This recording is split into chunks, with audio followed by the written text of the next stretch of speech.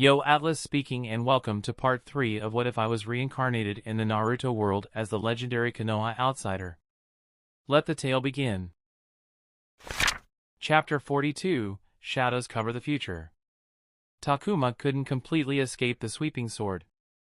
The tip of the blade edge sliced through the fabric of his vest, splitting the threads when it wanted to split the skin beneath it. The ground under Takuma's feet exploded as he threw himself back faster than before with desperation as the scent of Kimiko's forged steel blade lingered under his nose. Kimiko leaned back and eased her stance, choosing not to immediately pursue Takuma. Instead, her cat-like eyes followed him as he escaped beyond the reach of her blade. Takuma put his hands on his chest, feeling his chainmail undervest through the tear in his vest with one hand while his other held the kunai in front. He looked down at his hand to see if the swing had drawn blood to find only sweat on his fingers. His ears picked up a sound, and he looked up to see the flash of Kimiko's blade cover his vision.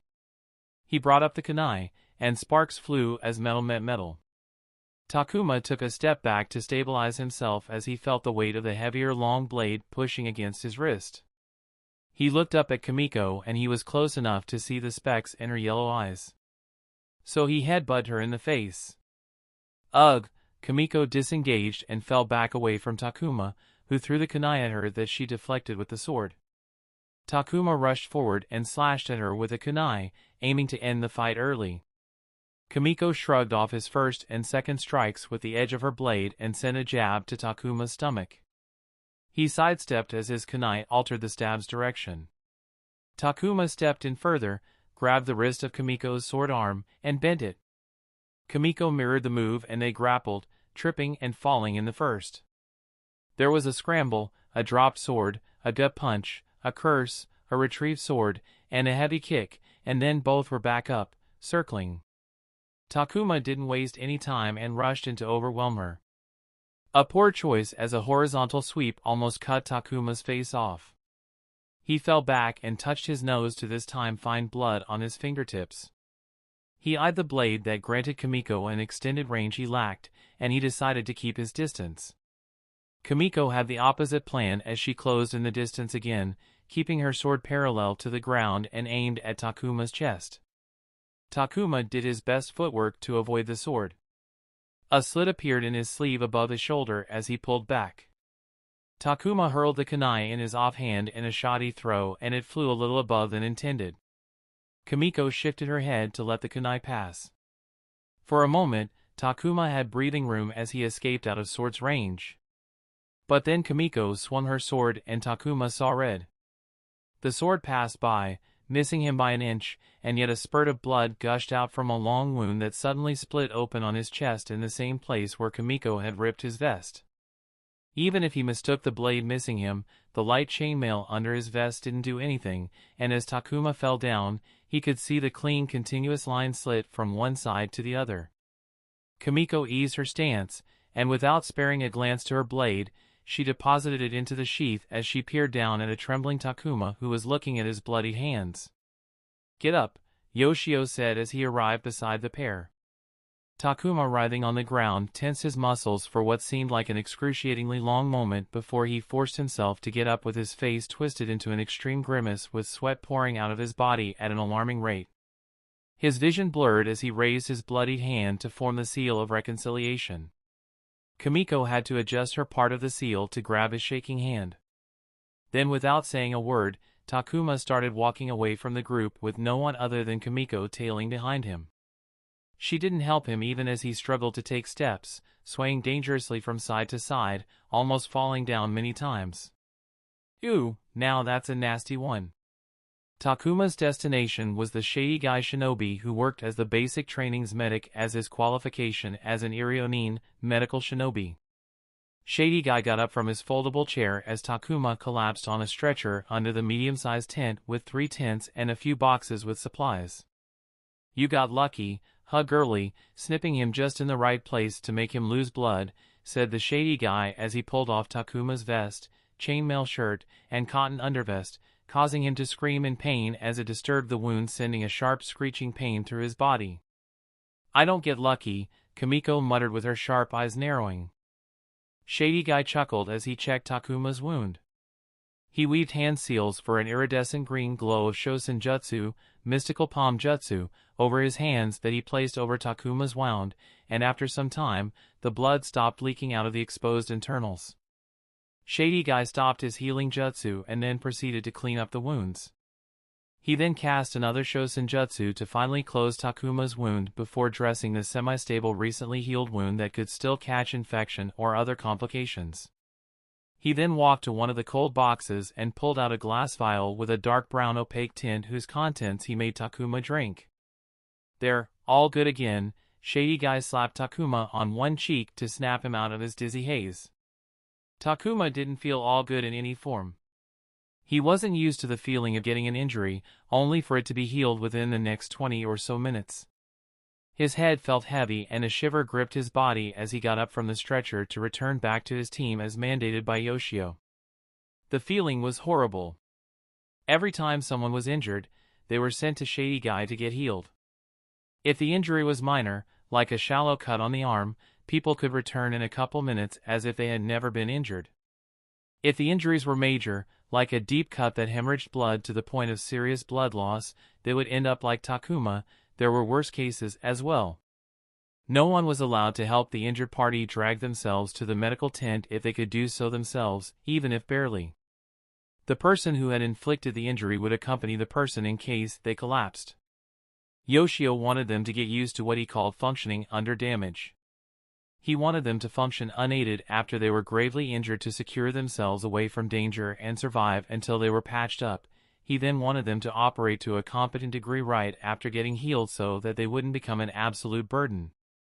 Of course, Yoshio talked in idealistic terms, as overly serious injuries could outright disable the shinobi from any movement, but any ability to function under life-threatening harm was absolutely valuable in survival. "I'm leaving," Kimiko announced and walked away without waiting for a response.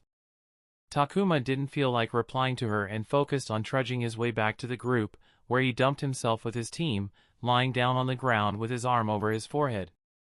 "You sure suck against fast people," Masaki commented as he peered down at Takuma directly over his face. "Shut." "I know," Takuma midway abandoned his attempt to argue and just accepted the comment. It was true. Faster, quicker opponents were his bane based on his win-loss statistic, ironic, given that his win was against a nimble opponent. But unlike Aimi, his defeats came from opponents who could deal significant damage while being fast like Kimiko. He just couldn't keep up with them with his taijutsu. An important factor that he included in his decision when choosing Raitun, Shaku, lightning release, shock, as his first jutsu. He turned his head towards Taro. "What was that?" he asked. Taro, the person who knew most about essentially everything in the team, eyed Takuma briefly before drawling out the answer. Take Torai clan practices their special brand of swordplay, something that is classified as a high-ranking kenjutsu. And it's not as simple as swinging a sword in a certain way.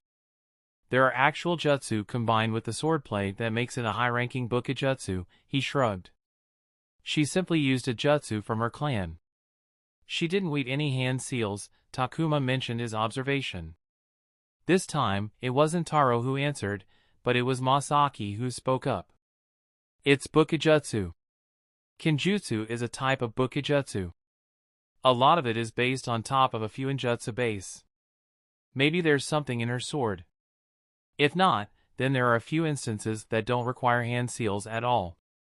The samurai that serve as daimyo's retainers use swordplay that doesn't require hand seals to activate, maybe it's something like that." Takuma was surprised to hear an opinion from Masaki. His jovial and goofy teammate was many things, but he was not a person who would express profound knowledge in conversations.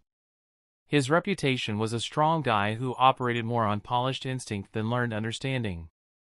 Takuma glanced at Nenro and AI, and while they shrugged, they didn't seem surprised by Masaki's sudden bout of knowledge. Takuma attributed that to childhood friends knowing much more about Masaki than he could have learned in a mere month. It took years to truly know a person. It's their clan's jutsu, speculation is pointless without further evidence. "We can just infer from what we know," Taro said in conclusion. Takuma didn't know if he agreed with the first part, but he did concur with the second part of the statement.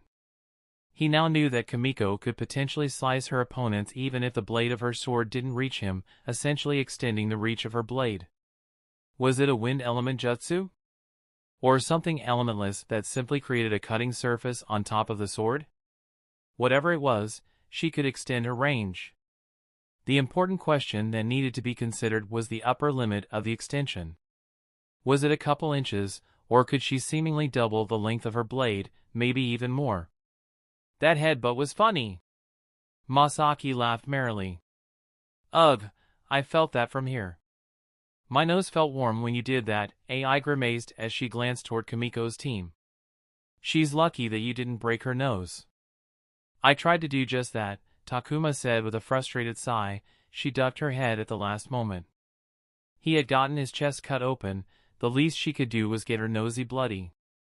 I'm still surprised she used a jutsu against you, Taro said as he watched the ongoing spar. What do you mean? Nenro asked. She good. He bad, Taro replied, not even bothering to form a complete sentence. I hope you're my next opponent. I'll show you who bad, Takuma commented as his head got clearer. He sat up on the ground and took a swig from his canteen before speaking. She was probably pissed that I completed the tree climbing practice challenge before her and took that out on me. He clicked his tongue. Takuma took another swig from his canteen as he looked at the ongoing spar with his own spar replaying in his mind. His mind automatically went back to every split second of the fight, and it was then he noticed the small crater hole in the ground, and after a couple seconds of staring, he recalled that he was the one who had made that. Chapter 43, Budget Uzumaki Barrage. Takuma yawned wide enough to fit 3 fingers into his mouth as he pored over the unfurled scroll that flowed down both sides of his lap onto the grass of the training field, the same he had once used with Mariboshi. Reading complicated theory written in a jutsu scroll at 4 in the morning wasn't an exciting prospect to shoo away the lingering haze of sleep. But it had to be done. He couldn't outspeed Kimiko, nor could he face her head-on with taijutsu, especially not against her swordplay. Whatever remaining chance of dwindling victory was slashed down to nothing when chakra-backed Bukijutsu got involved. He needed ninjutsu to create an advantage for himself. A tool that would give him a chance at grabbing victory. And Raitun, Shaku, Lightning Release, Shock, was the tool of his choosing. Every element on the chakra transformational wheel was versatile in its own right. Earth was the reliable rock of protection under the feet. Fire burned with destructive rage. Water flowed with an elegance that could, at any moment, bring about natural disasters. Air was the ever-present resource that could be commanded to shear through anything sharper than any forged blade ever could. Lightning similarly held power ranging from malignant thunder to trickling electricity, capable of vibrating and creating a cutting force that could pierce any object. Takuma placed the scroll to the side and walked a sufficient distance away. The jutsu, as any other, required him to weave hand seals that would guide and transform the chakra to suit the jutsu's requirement. The output, in this case, was supposed to be a bolt of lightning coming out of the hand to shock the target with damage and a short spell of paralysis. It was perfect for him. He could fire it from a range, allowing him to disengage from close combat to some extent, and when the target was struggling from the paralysis, he could then move in close to inflict some punishment. It covered his weakness in taijutsu and gave him an offensive boost. Weaving hand seals, Takuma channeled his chakra and pointed his arm forward. A few sparks of bluish-white lightning arced around the length of his arm and gathered in front of his palm, condensing into a bolt that shot forward, but before it could fly even a few inches, the bolt fizzled away. Takuma clicked his tongue and jerked his hand to shake away the smoke. The jutsu wasn't working for him. While it wasn't something he was unfamiliar with as Henge no Jutsu, Transformation Jutsu, and Kawarimi no Jutsu, Substitution Jutsu, came slowly to him. However, Raitun, Shaku wasn't like them. He had picked the jutsu reasonably quickly. The tree-walking practice had granted him enough chakra control to learn D-rank jutsu, or at least, Raitun, Shaku. But not enough to do it properly, Takuma sighed. While the jutsu activated successfully, the resulting electric bolt was nothing like it should be. The thin bolt barely traveled a couple feet, and while Takuma hadn't experienced it, from the looks of it, the bolt didn't seem capable enough to do any significant damage. With each passing week, Yoshio would announce his weekly rankings, and one team would be crowned as number 1. Team 5 had aced the rankings once, which had once made them contenders for the spot in the final tournament representing Yoshio. But just last week, Kamiko's team had gained their second number 1 position in the rankings, putting them on top. And Cho's team, who had lost out to his team in tree climbing practice, were slated to win this week, according to Taro, which would also be their second time as number 1. Team 5 needed another number 1 on weekly rankings to remain a contender for the final tournament. They needed to do it quickly. And for that, he needed to win more. Yu and Takuma. Okazaki grinned when he heard the other name being called out. He glanced at his opponent of the day as he strolled out to the middle of the field for the spar. Takuma was always an opponent to fight. It meant a victory with a satisfying beatdown was in the bag. The same it had been ever since they were in the academy. Yu had yet to lose a single fight to Takuma. Even the 2 times they had fought in basic training, he had swept the floor with Takuma. Yu smirked as he raised his hand to form the seal of confrontation that Takuma mimicked. Yu didn't say anything. He waited until Yoshio turned back to walk away, and only when he got the signal to start, he spoke, knowing that everything was fair game within the confines of the spar and the sadistic piece of shit instructor won't find an excuse to swing his baton. "Yo, Takuma. You look boring as always," said Yu, his smirk widening. "We haven't fought much since we left the academy. I miss those days. We got to play a lot more than we do now. We had so much, nay?" His uncle had always told him that provoking the opponents did wonders during fights. Mistakes and hasty decisions and anger were easy to exploit and deliver a solid thrashing. Mind was as important as the body during combat. Everyone in the family disagreed with his uncle. His father said that angering the opponent could make combat more aggressive and challenging to manage if not appropriately handled. Yu felt his uncle's words always made sense to him, especially when he was able to get in solid hits at Hige during their spars after provoking the Inuzuka with comments like he smelled like a dirty dog that made him sloppy. The Inuzuka clan was much stronger than the Okazaki clan. They had been there since the creation of the Leaf Village, so it felt great when he got in hits at Hige. He also just liked the expression of anger that appeared on his opponents' faces. It was like they were telling him of their own volition that his tactics were working. Not with Takuma thought. Yu narrowed his eyes. Takuma had a stone-flat expression on his face as he put some distance between them when Yoshio announced the start. It was always like that since Hige, him, and their group would go play with Takuma to have some fun. Takuma never gave them any reaction no matter what they said. It was unsatisfying to see that. But that just made the spars more entertaining because, during the fights, Takuma would struggle against them, and one could know more about the person through sparring than they could ever through simple facial expressions. Yu wasted no more time and lunged ahead to get in the first hit. Takuma tried to get out of the way, but Yu's first initiative made him unable to dodge, so he raised his shoulder to absorb the kick. The contact sent Takuma spinning, stumbling a few back. Yu saw the slight slack in Takuma's block arm and knew he had done damage, so he didn't relent and charged forward. Takuma recovered his footwork and scurried away from Yu, who came at him swinging. He blocked 2 thundering blows and was already staggering as Yu continued to send in blow after another. Yu felt great. It was times like these that told him that Takuma was still the same dead last he had been in the academy. That the tree climbing practice challenge was a fluke and that there was no way the dead last could be first in anything. Behind him, his friends gibbered and cheered in turns. "He's done," one of them said. "Burn him," another hooted. Yu was happy to oblige. Takuma continued to be pushed back, unable to get in a single hit. He almost stubbornly kept his guard up, using his hands, arms, and legs to protect his torso or head from any of Yu's attack.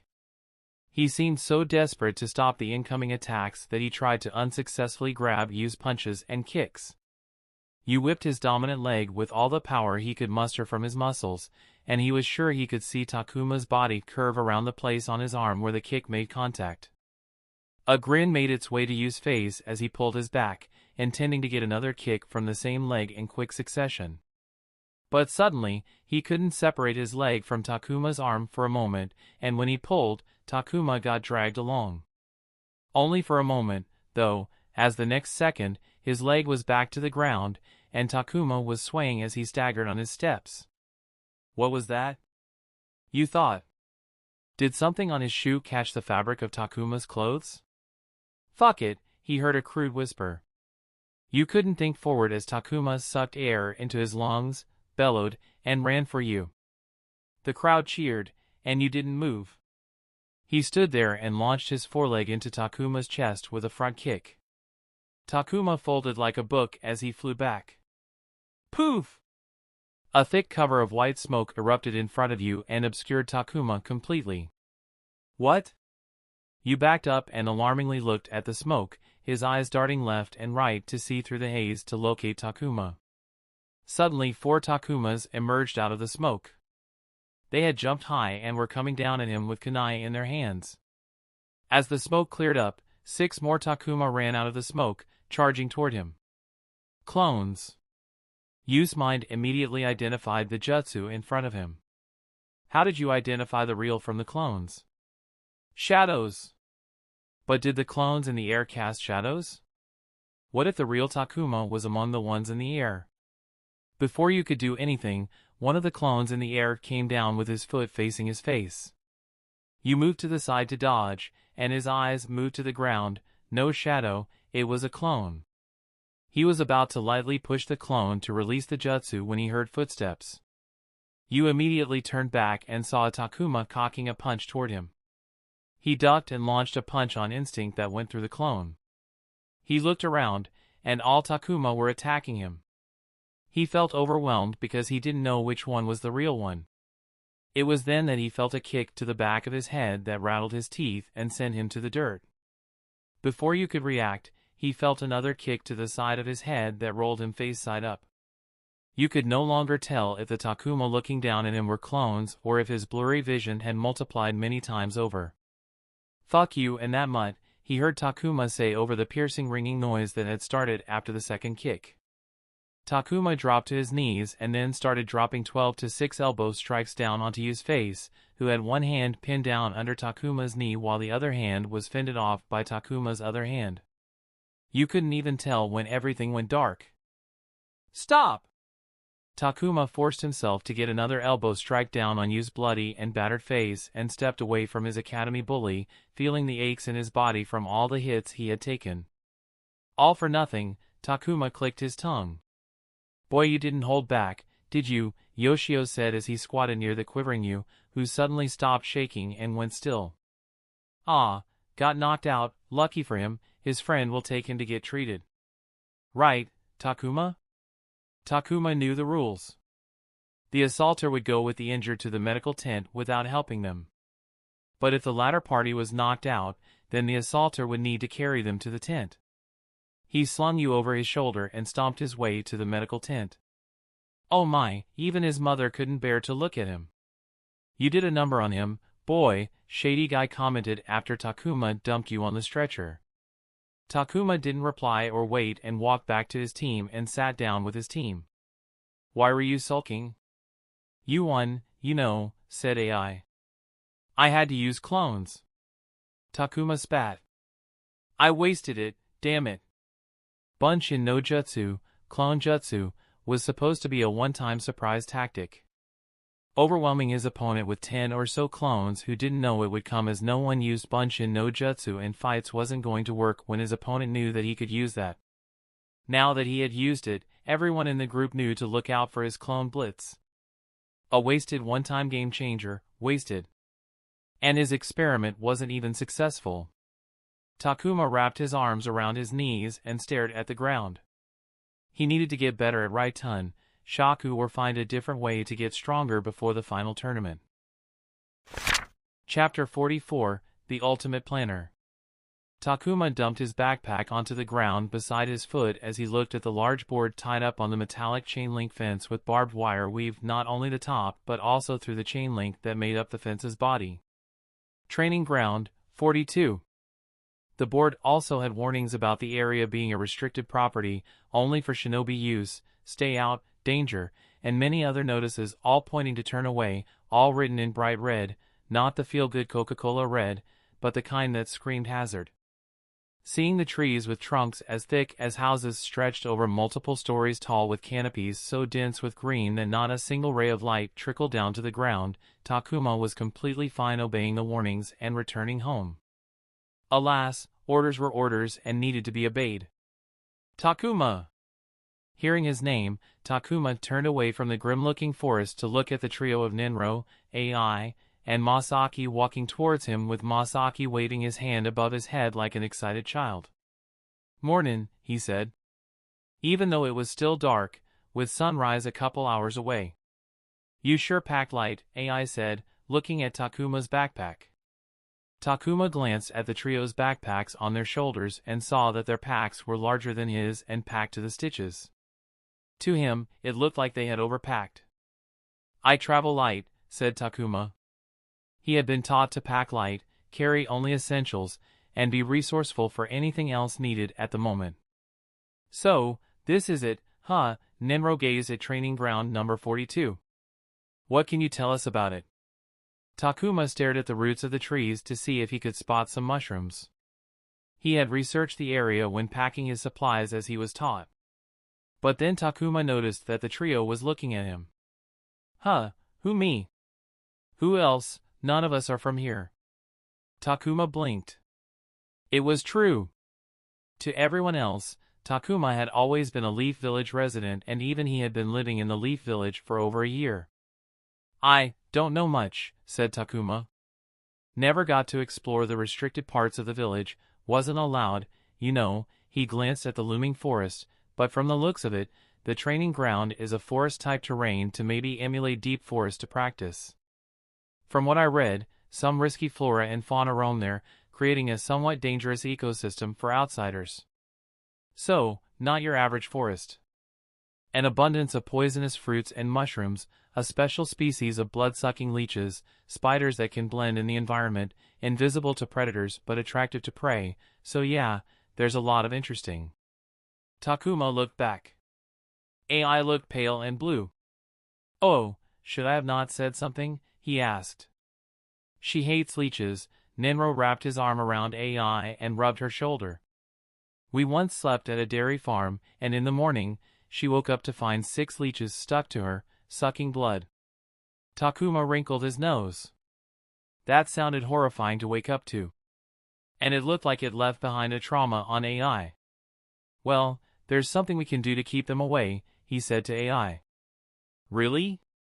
AI removed her face from Ninro's shoulder and looked hopefully at Takuma, who nodded. There were herbs that could be mulched into a paste that worked like repellents to keep the leeches away. "Crying first thing in the morning, you guys sure are lively," said Taro upon arrival and lazily waved his hand to them with a light bag on his back. "Why is she crying?" he asked. "AI doesn't like leeches," said Masaki. "Then this is going to be terrible for her," Taro chortled shortly. Ninro glared at him as he pulled AI closer. Takuma shook his head. The reason why they all had gathered away from their usual training grounds was that 3 days ago, Yoshio had announced that they would be doing an outdoor expedition to make the genin experience how to camp outside when they were outside the village for missions and couldn't find a town to lodge before sundown. It was quite a basic skill to have, which was why Mariboshi had Takuma go through outdoor camping training. Which was why he was excited to hear they would camp outside. He felt an affinity for the great outdoors. The scenery was beautiful, the air was clean, and despite his not-so-stellar experience with his first trip, Takuma had some great times on the subsequent trips. Something about camping under the trees, away from the city noise and light felt great. But as he looked at Training Ground number 42, the dark forest, which he had read about in the archives, didn't look too appealing. But he was hopeful nevertheless. One by one, more and more of Yoshio's group began to arrive at the training ground, all with bags on their backs, looking worriedly at the forest. "Isn't that the instructor?" Masaki said, pointing towards the forest. Takuma turned towards the forest and saw Yoshio appearing out of the woods, accompanied by several shinobi.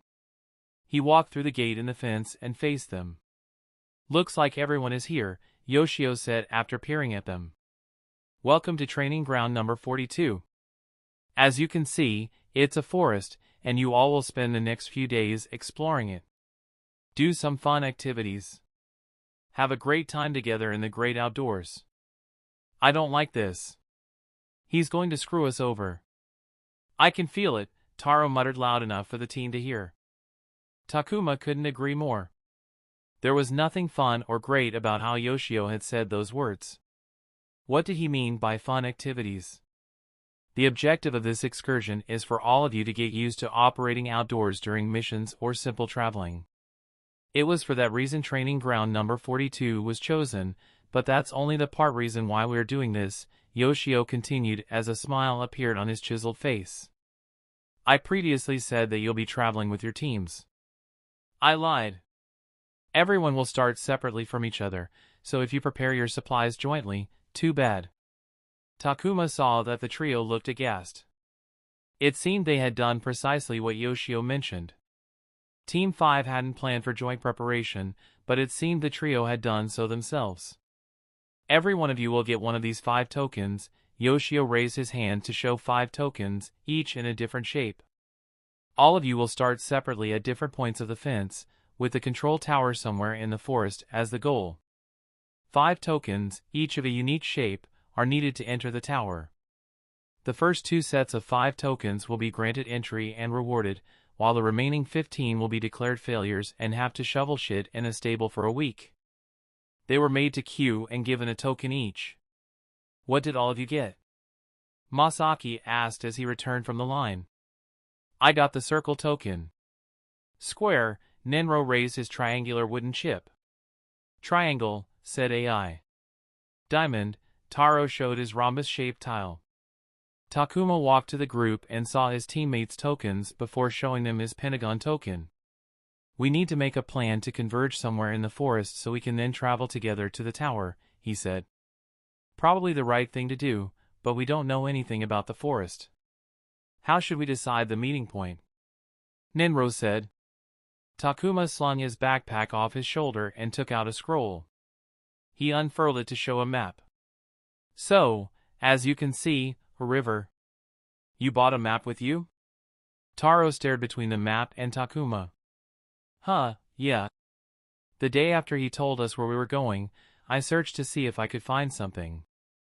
I asked the archive manager, and she straight up handed me a map," Takuma said. "Libraries were awesome. So, as I was saying, you see this river. The fences around training ground number 42 made a circular perimeter around the forest.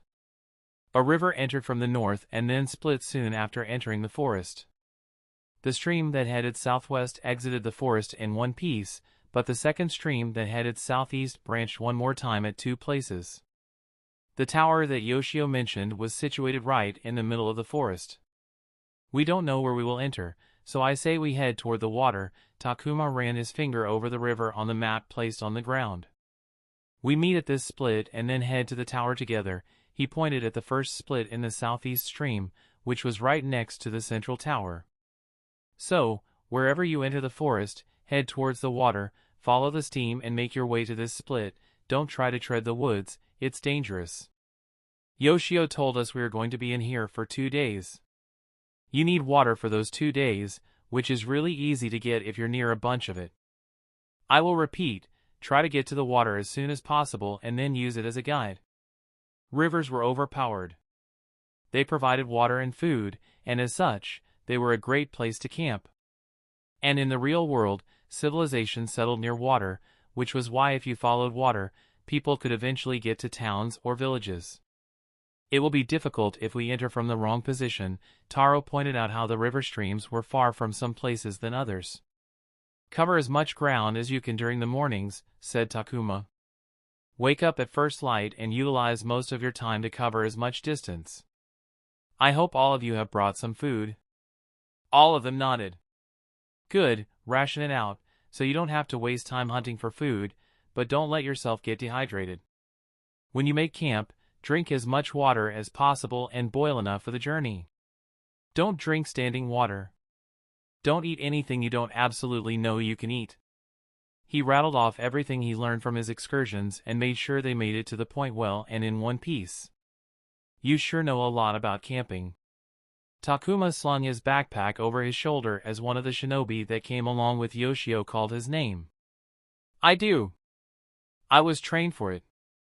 Alright, see you guys soon, he said before jogging to the shinobi. AI turned to Taro. She asked, do they teach this in the academy here? The basics, sure. We even went out a couple times, camped near a forest, but what all he said, they didn't teach any of that. Taro shook his head. Where did he learn it? Takuma ran to the shinobi, who handed him a red flare rod. If you're unable to continue for any reason, shoot this towards the sky and stay there, we will come and get you, said the shinobi and then asked if Takuma understood, who nodded. The same shinobi then led Takuma and 4 other genin, and they traveled for 1.5 hours before they stopped. He walked to a gate locked with multiple locks, and after unlocking every one of them, he turned to Takuma. You enter from here, he said.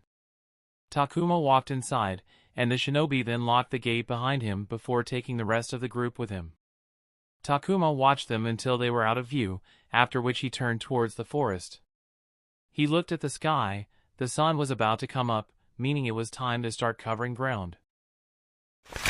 Chapter 45, The Training Ground. The forest in Training Ground number 42 was unlike any forest Takuma had trekked in. The trees were giants compared to anything he had seen, with canopies so thick that they only let soft glimmering rays of light through the gaps. Every tree trunk was colonized by a shroud of parasitic vines that covered the base of the dark brown trunks in green, making everything above look burnt. Though he could sense a bottomless vitality residing in them, he was going to die first before these trees perished. The ground was bizarrely uneven, with grass and moss covering it, making it look flat even though it was not. He saw finger-sized worms burrowing into the ground and bugs that would bloody his entire palm if he squashed them. He had yet to encounter animals other than the occasional chirping of birds, which he couldn't identify, for he had yet to study bird calls. Takuma looked up at the trickling light piercing through the canopy and reaffirmed his direction. For once, he considered himself lucky as he had entered the forest from the southeast direction.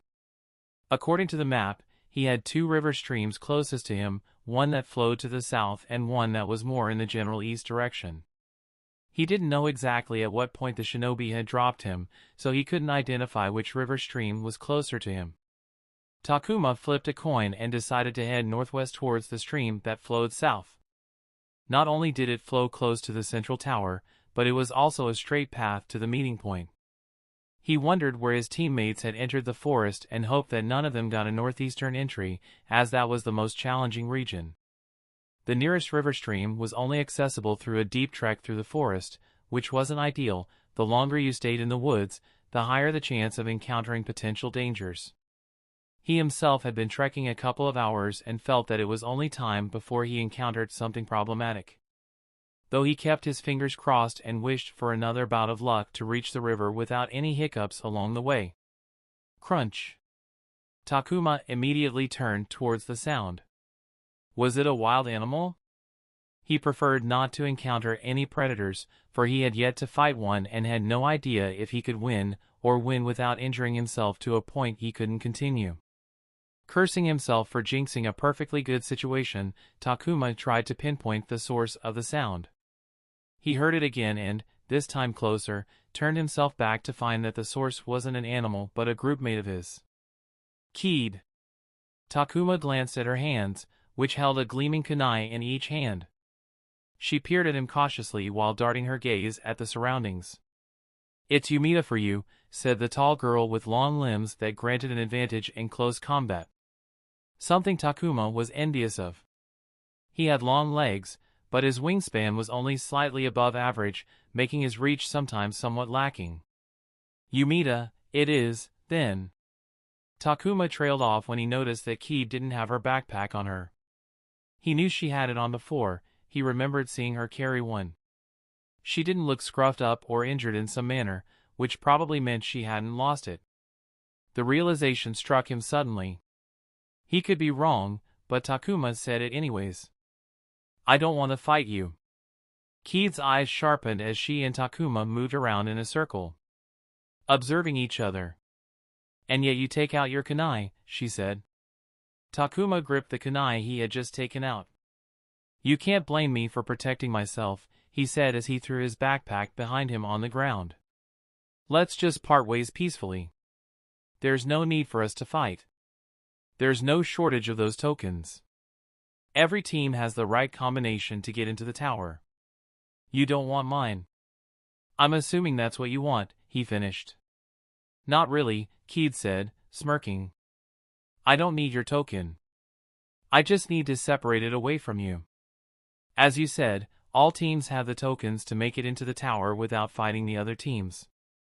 But only 2 teams can win. That's tough odds.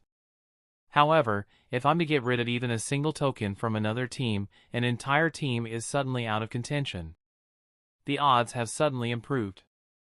There's now a 50% chance of us winning. The returns are too great for the little effort needed. Takuma gripped his kunai harder. He hadn't thought about that. In his goal to reach the water as quickly as possible to secure a safer situation, he had ignored the fact that, unlike his usual outings, he wasn't operating in a vacuum. This time, he had other people in the forest alongside him, who were competing for a prize and had the motivation to obstruct him. I will leave you here, Takuma said. What? Keith sounded confused. If we fight and I win. You think you'll win? She scoffed. Our sparring record is split evenly, Takuma said. He kept his tone and expression flat and calm, so yes, I do think I can win here. And if I win and you get injured enough to not continue, I'll find your emergency flare and take it away, making sure you can't call for help. Keith froze and stopped in her tracks. Takuma knew he had hit something. He stopped and continued. I'll leave you here all alone in this dark and dangerous forest with no way to contact outside. You will definitely be bleeding, attracting the animals in the woods to you. You see where I'm going with this? You wouldn't, Keith said, disbelief in her voice. Takuma couldn't see the horror in her eyes, so he continued. I don't like to fight, really. I'm not good at it, so I derive no pleasure from it. Especially not in here, the woods.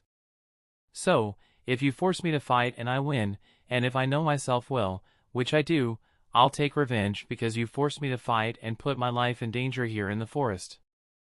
I wouldn't care if you were my groupmate who suffered daily beatings together. I will leave you alone here. Now Takuma could see it. There was the realization in Keith's eyes that he wanted to see. He really didn't want to fight, and if it took horrifying the girl with lies about what limits he was willing to go, he was ready to do it. He wasn't going to leave her alone without help if they did fight, of course not, but fear was an effective motivator, he knew that firsthand. What's your decision? Do you want to risk it just because Yoshio said that only the first 2 teams will win? Do you like Yoshio so much? Are you so desperate to not shovel shit that you're willing to risk your life? If you do, go ahead, I will accompany you. Takuma assumed a combat stance with his kunai pointed forward, looking ready to fight Keith. Keith stared at Takuma in a moment of long-stretched silence before she started to step back until she disappeared between the trees. We can always travel together, you know. Takuma tried to call out to her, but got silence in return. He sighed. That was close. He almost got into a fight after only a couple hours. I'm going to use this every single time. He was relieved that the wild encounter with Keith went well, but it did give way to a worry. Keith's approach of stealing a single token to eliminate an entire team was valid. If one person had thought of it, others would think of it as well. Which meant that there was a chance his teammates might get targeted as well. Please let them reach the meeting point in place, he thought. For now, all he could do was move onwards and reach the meeting point, hoping that others would as well. Should I be worried about something? Taro looked at the sword-wielding girl staring at him, which looked more like a glare, but he was sure it was just her natural expression, so he didn't judge her. Kimiko stared at Taro with her hand on her sword hilt for a long moment before she turned his back to him and started walking ahead. Taro followed after her. When she turned back to him to glare at him, Taro just raised his hand and shrugged. "We're going the same way, don't worry, I'm not going to disturb you. And we both know what's going to happen if I attack you," he said. Kimiko scoffed with her chin raised before turning away to start walking again. Taro had no opposition to her behavior. As long as he could pass the annoyingly tiring walking through the forest with ease and uneventfully, he was fine tagging along some prideful display from the princess. There was a shuffle in the bushes, and Kimiko's hand was again on her hilt as she held the scabbard. Taro also pulled out his kunai as he placed himself a little bit behind Kimiko. A person appeared from within the bushes, and his eyes widened when he noticed them. "Gay, Kimiko," he croaked before pushing back into the bushes and running away. Kimiko clicked her tongue before she started walking again. Behind her, a smirk appeared on Taro's face. He couldn't have found a better bug repellent than the girl in front of him. As long as he kept following her, getting to Takuma's meeting point was going to be as easy as taking a walk. Life was good. Masaki ducked underneath the huge claw strike and drove his large knuckle duster into the large inky jaguar's gut, sending the lithe big cat's body into the tree trunk behind her. "Is that all you got, big kitty?" Masaki laughed as he slapped his thigh. "Come on, let's play some more." The jaguar, however, didn't seem to want to play and skipped away into the woods with her tail between her legs. Masaki pouted as he deposited his knuckle duster into the packs. "Now, where am I?" Masaki looked around the dark forest and groaned as he had no idea where he was. He looked around until his eyes fell in the direction the jaguar had run in. He decided that it was the direction to go in. And he did it while humming a song to pass the time. Nenro looked down at the ground while perched up on a thick branch of a tree. He watched as a guy walked out of the bushes while looking around as if trying to look for something. He had spotted that he had a tail half an hour ago.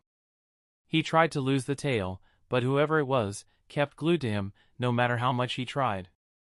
Seeing that he couldn't lose the tail, he decided to lose the tail. Nenro waited until the guy was directly below him until he jumped down. Nenro had already landed on the ground, crouching, when the guy noticed him, but it was already too late by then. Nenro shot forward, wrapped his arm around his gripmate's neck, and started choking him out. "It's nothing personal," he grunted as he kept the struggling guy in control. "And while I don't mind you tailing me, I would prefer it if you didn't."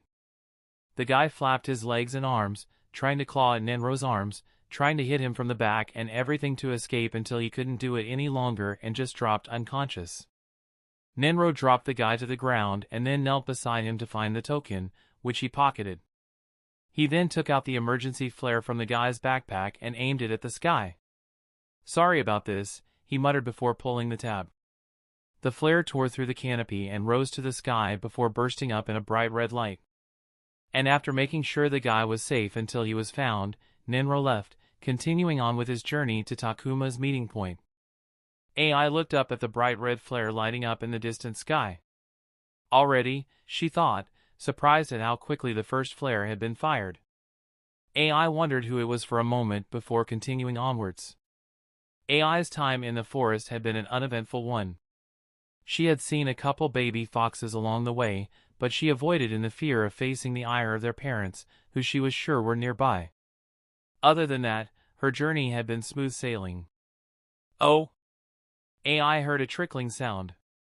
She started running forward, and with each step, the sound grew louder until she was standing on a gravel rock facing a wide and deep river with clear water flowing under bright sunlight. She squinted her eyes. It had been a couple hours since she had seen so much sunlight. "Well, that was easy," she said. Looking at the sun, she affirmed the direction before heading towards it, knowing that as long as she followed the water, she would reach Takuma's meeting point. Forest treks were easy. Chapter 46, A Major Idiot. The forest that grew in the confines of Training Ground Number 42 was a significantly large area but not big enough that a trek from the boundary to the center would take more than a day. Takuma gazed at the central tower. He could just see the tip of the building with antennas fixed on the top as he walked along the river. The sky only had an hour to 90 minutes of sunlight left, after which it would be unwise to travel any further. He would cut through the short forest distance to reach the tower if he didn't have to wait for his team. His journey had been mostly smooth, and he considered himself early to the meeting point and didn't think that anyone would be there before, given that his river route was one of the shortest. As he continued his march over the riverside gravel, he heard the sound of water grow louder. After 15 to 20 minutes, he found himself at a bend where the river stream cut into two substreams, one which he followed and the other that split again later down the route. He had reached the meeting point. Yo! Unexpectedly, he wasn't the first one to get there. Taro was already there. You got here quick, he said. Not faster than you, though. Takuma dropped his backpack beside the large rock on which Taro sat.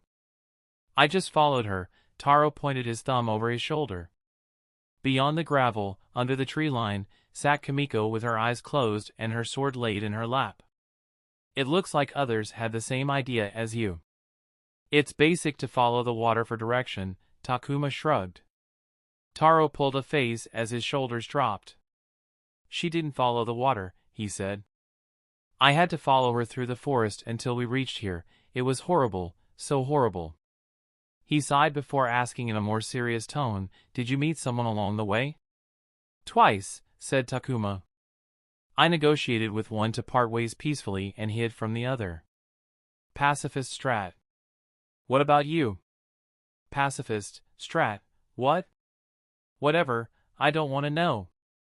We met 4 people, and she scared 3 of them and beat the crap of the 4th one. He pulled the flare. I didn't have to do anything other than just mind my step and maintain a constant distance from her, Taro pointed to Kimiko. Takuma could see that happening. With her personality and combat prowess, Kimiko had a reputation for being someone not to be messed with. That sword of hers made long and deep cuts, and no one wanted to be spurting blood in the middle of the forest, waiting to see who would get there first, the shinobi or the forest residents, desperately hoping it would be the former. I see no one else is here yet, he said. Taro shook his head. I just hope they're here soon. I would prefer to get to the tower before dark and go straight home. Leave the rest of them to struggle for another day. Takuma decided to treat some river water for drinking. It had already been a few hours since he had his last drink, and after the all-day activity, it was high time he got some more. By the time he had the fire set up ready and the water boiling, more people had arrived at what turned out to be a common meeting point for multiple teams. Ah, I wasn't first, I was one of them, that sucks. How does it feel to lose to Turtle Taro? Takuma smirked at AI. AI groaned as she received the water canteen from Takuma. Hey, I take offense to that.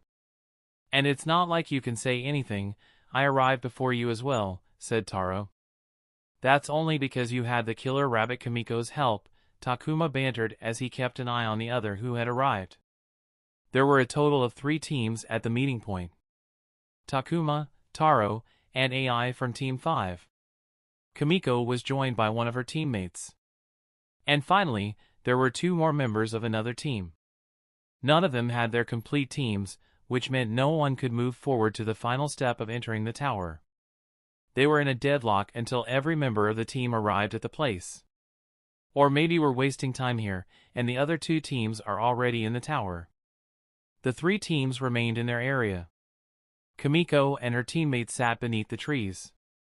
Takuma and AI make their place around the big rock that Taro was sitting on, while the other group stayed stationed near the river, cautiously looking at the others. The silence between the groups was broken by a sudden loud sound. Ah! I found it! Masaki came running out from the woods on the other side of the river with small branches and dead leaves sticking out of his clothes and hair. His face was all muddy, and he looked like he had come out of a mining cave. He stretched his arms above his head and looked up at the sky before gazing at the river. A grin appeared on his face. Masaki dropped his backpack on the ground and ran towards the rivers before jumping into the water with a loud cheer. That idiot, AI sighed. It is pretty hot here, Taro said, eyeing the river. When Masaki came out, Takuma passed him the water canteen that Masaki chugged down empty in a second. Did I not tell you to head towards the river? Why did you come running out of the woods? Asked Takuma. Oh, that was good, Masaki said after emptying the canteen. I tried to find the water, but no matter where I walked or how much I walked, I couldn't find water. He pointed at the river behind him.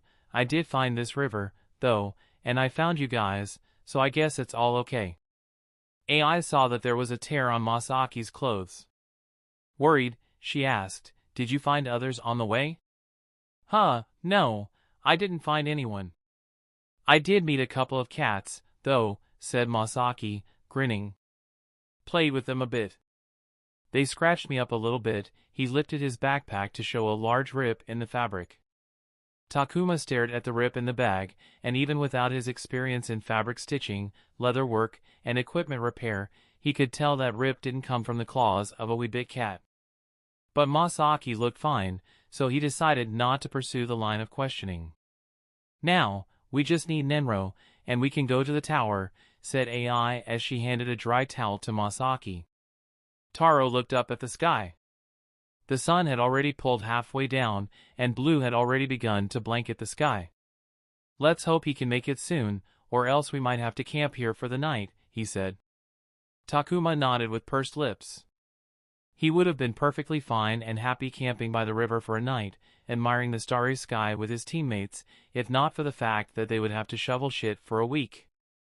Just as the riverside had begun to settle down again after Masaki's loud entrance, the peace was once again disturbed by a red emergency flare ripping into the sky, leaving behind a smoke trail as it climbed up, brighter than the flares were earlier in the day against the bright sun. The location of the flare was relatively nearby to their position. How many does this make? AI asked as everyone watched the smoke trail. She got nothing in response.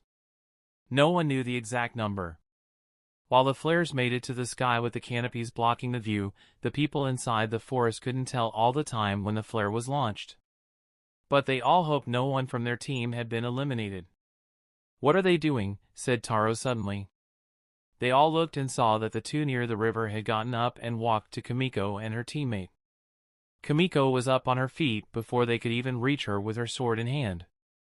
The two guys raised their hands and showed their palms, signifying peace, and then began whispering something to Kimiko, who frowned for a moment before her eyes widened.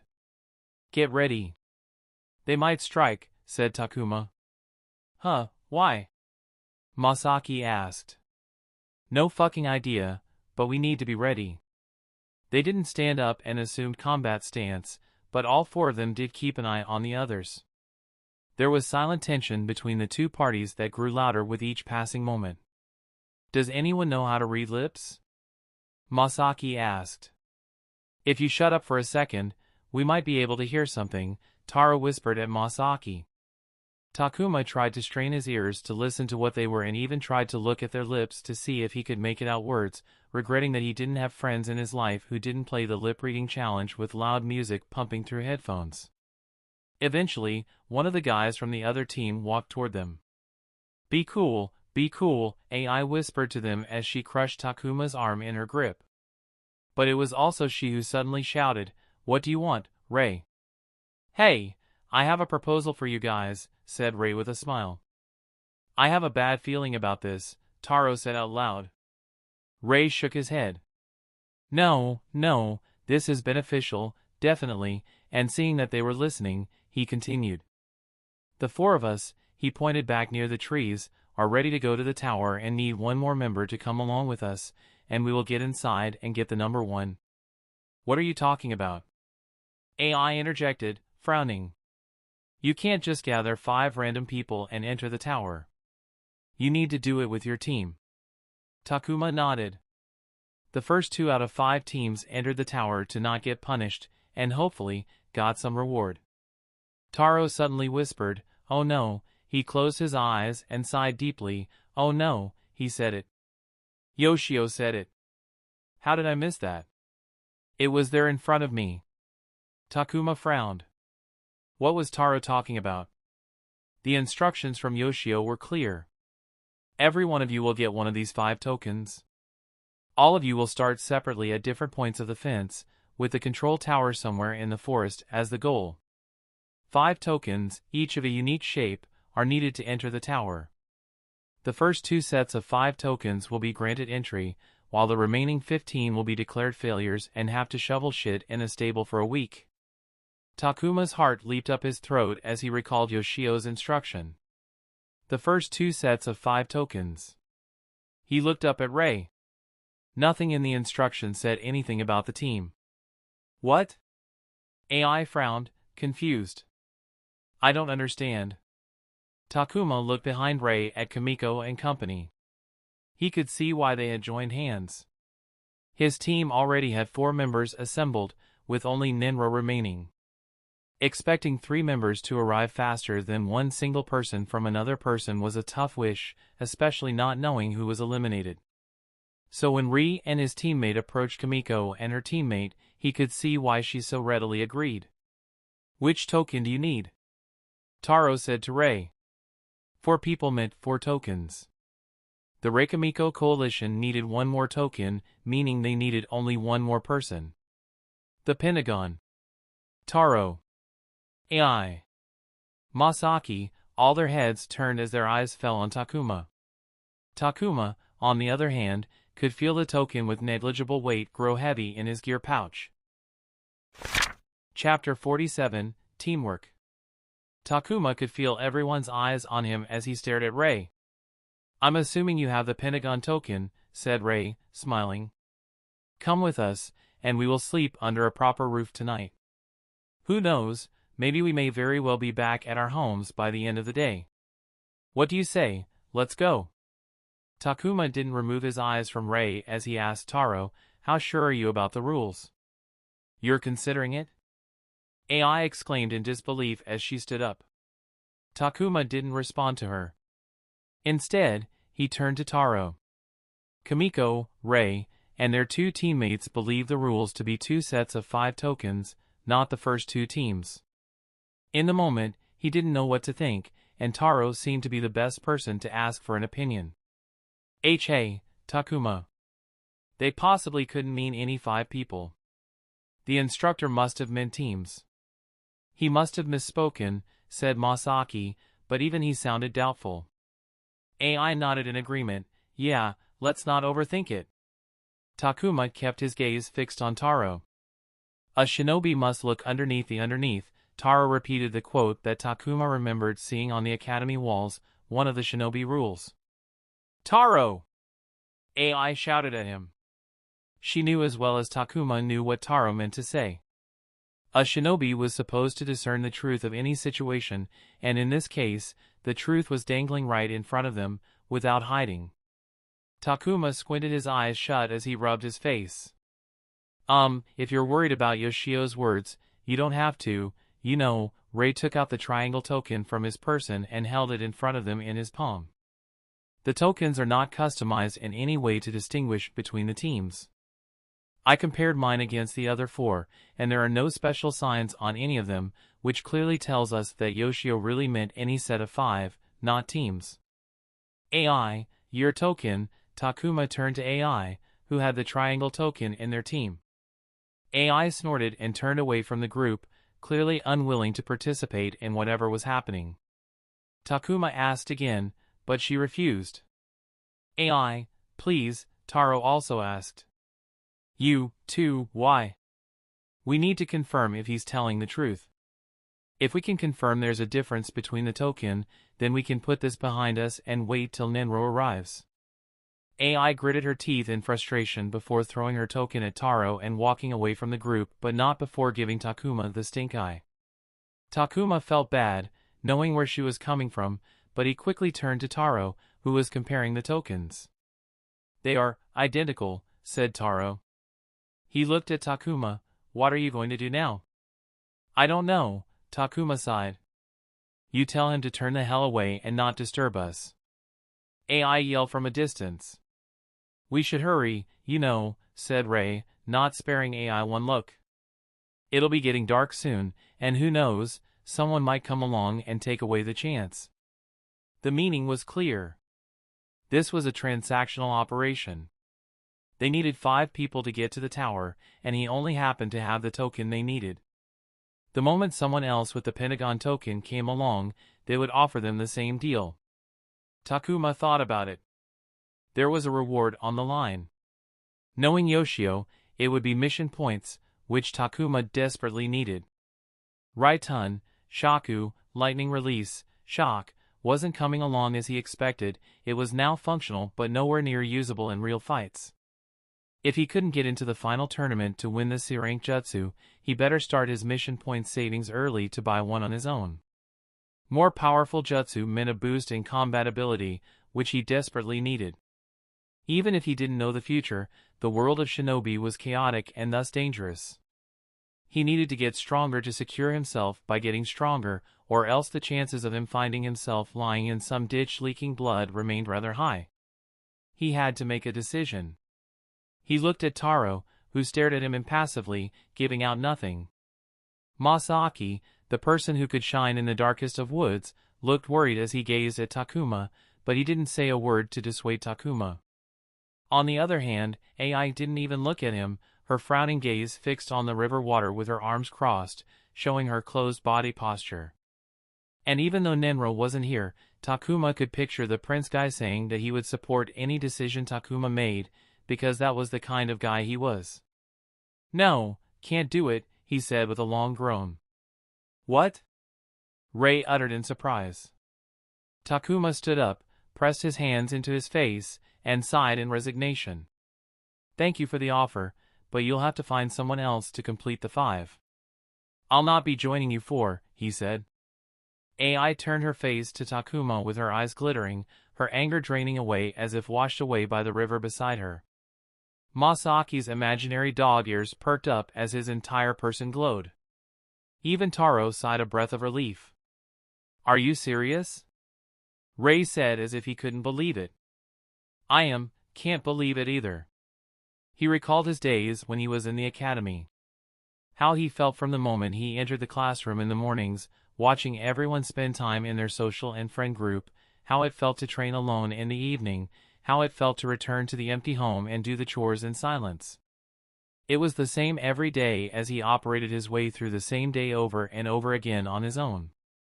He didn't like anything about the rest of his days except for the early morning training. He remembered how it felt when Taro questioned his ground-walking exercise and how the other 3 had left. That moment made him feel that he had returned to the most miserable year of his life, but worse, it felt worse when something was taken away than when it was never there in the first place. Takuma didn't want to experience that ever again. It was okay. He would grind Raitun, Shaku harder until it was usable. He would take more missions in the future to save more mission points. Until he got a stronger jutsu, whenever that was, he would try to improve his plateau taijutsu. He would work harder to make up for the missed opportunity. He just didn't want to be isolated again. "You heard him, go away, shoo." AI stood between Ray and Takuma and badgered him until he walked away. Takuma sat down again with a heavy sigh. He turned to Taro and asked, "What would you have done?" The lazy teammate shrugged. "I don't know. I wouldn't know until I was offered the same opportunity." Takuma could appreciate the answer. It felt more real than a simple negative or positive. "Why did you refuse?" asked Taro. "A shinobi must see underneath the underneath," Takuma said as he leaned back, rested his weight on his hands, and stared up at the faint shadows of the stars that could finally appear with the sun's overwhelming shine fading away. "I just followed your advice." "Huh?" Takuma shook his head. He had simply decided to believe. Only time would tell if the gambit would pay off. He wished it would pay off. He would be fine even if he didn't win anything for it. He smirked and jutted his chin to AI. "I can't live without her constant yapping in my ear. I fear that I have dug myself into a relationship that I can't see myself escaping, really toxic, actually." "I don't yap." "Why don't you admit that you're too shy to say it?" AI playfully kicked his thigh. "I'm happy that you stayed, Takuma," Masaki said with a bright and loud smile. "Me too, buddy, me too," said Takuma before sighing. "It's not all over, said AI. Ninro can still come here before they get their 5th member. We can still win, I believe we can. It was true. Both parties had 4 members, the 5th member could arrive for any of them. Takuma really hoped Ninro would arrive first. In fact, Takuma was surprised Ninro hadn't come earlier. But then another person did arrive, and it wasn't Ninro. Rei immediately approached the girl and entered communication. She could have the wrong token, AI said nervously. Takuma gulped and nodded. But then returned towards Kamiko and shot them a thumbs up with a smile.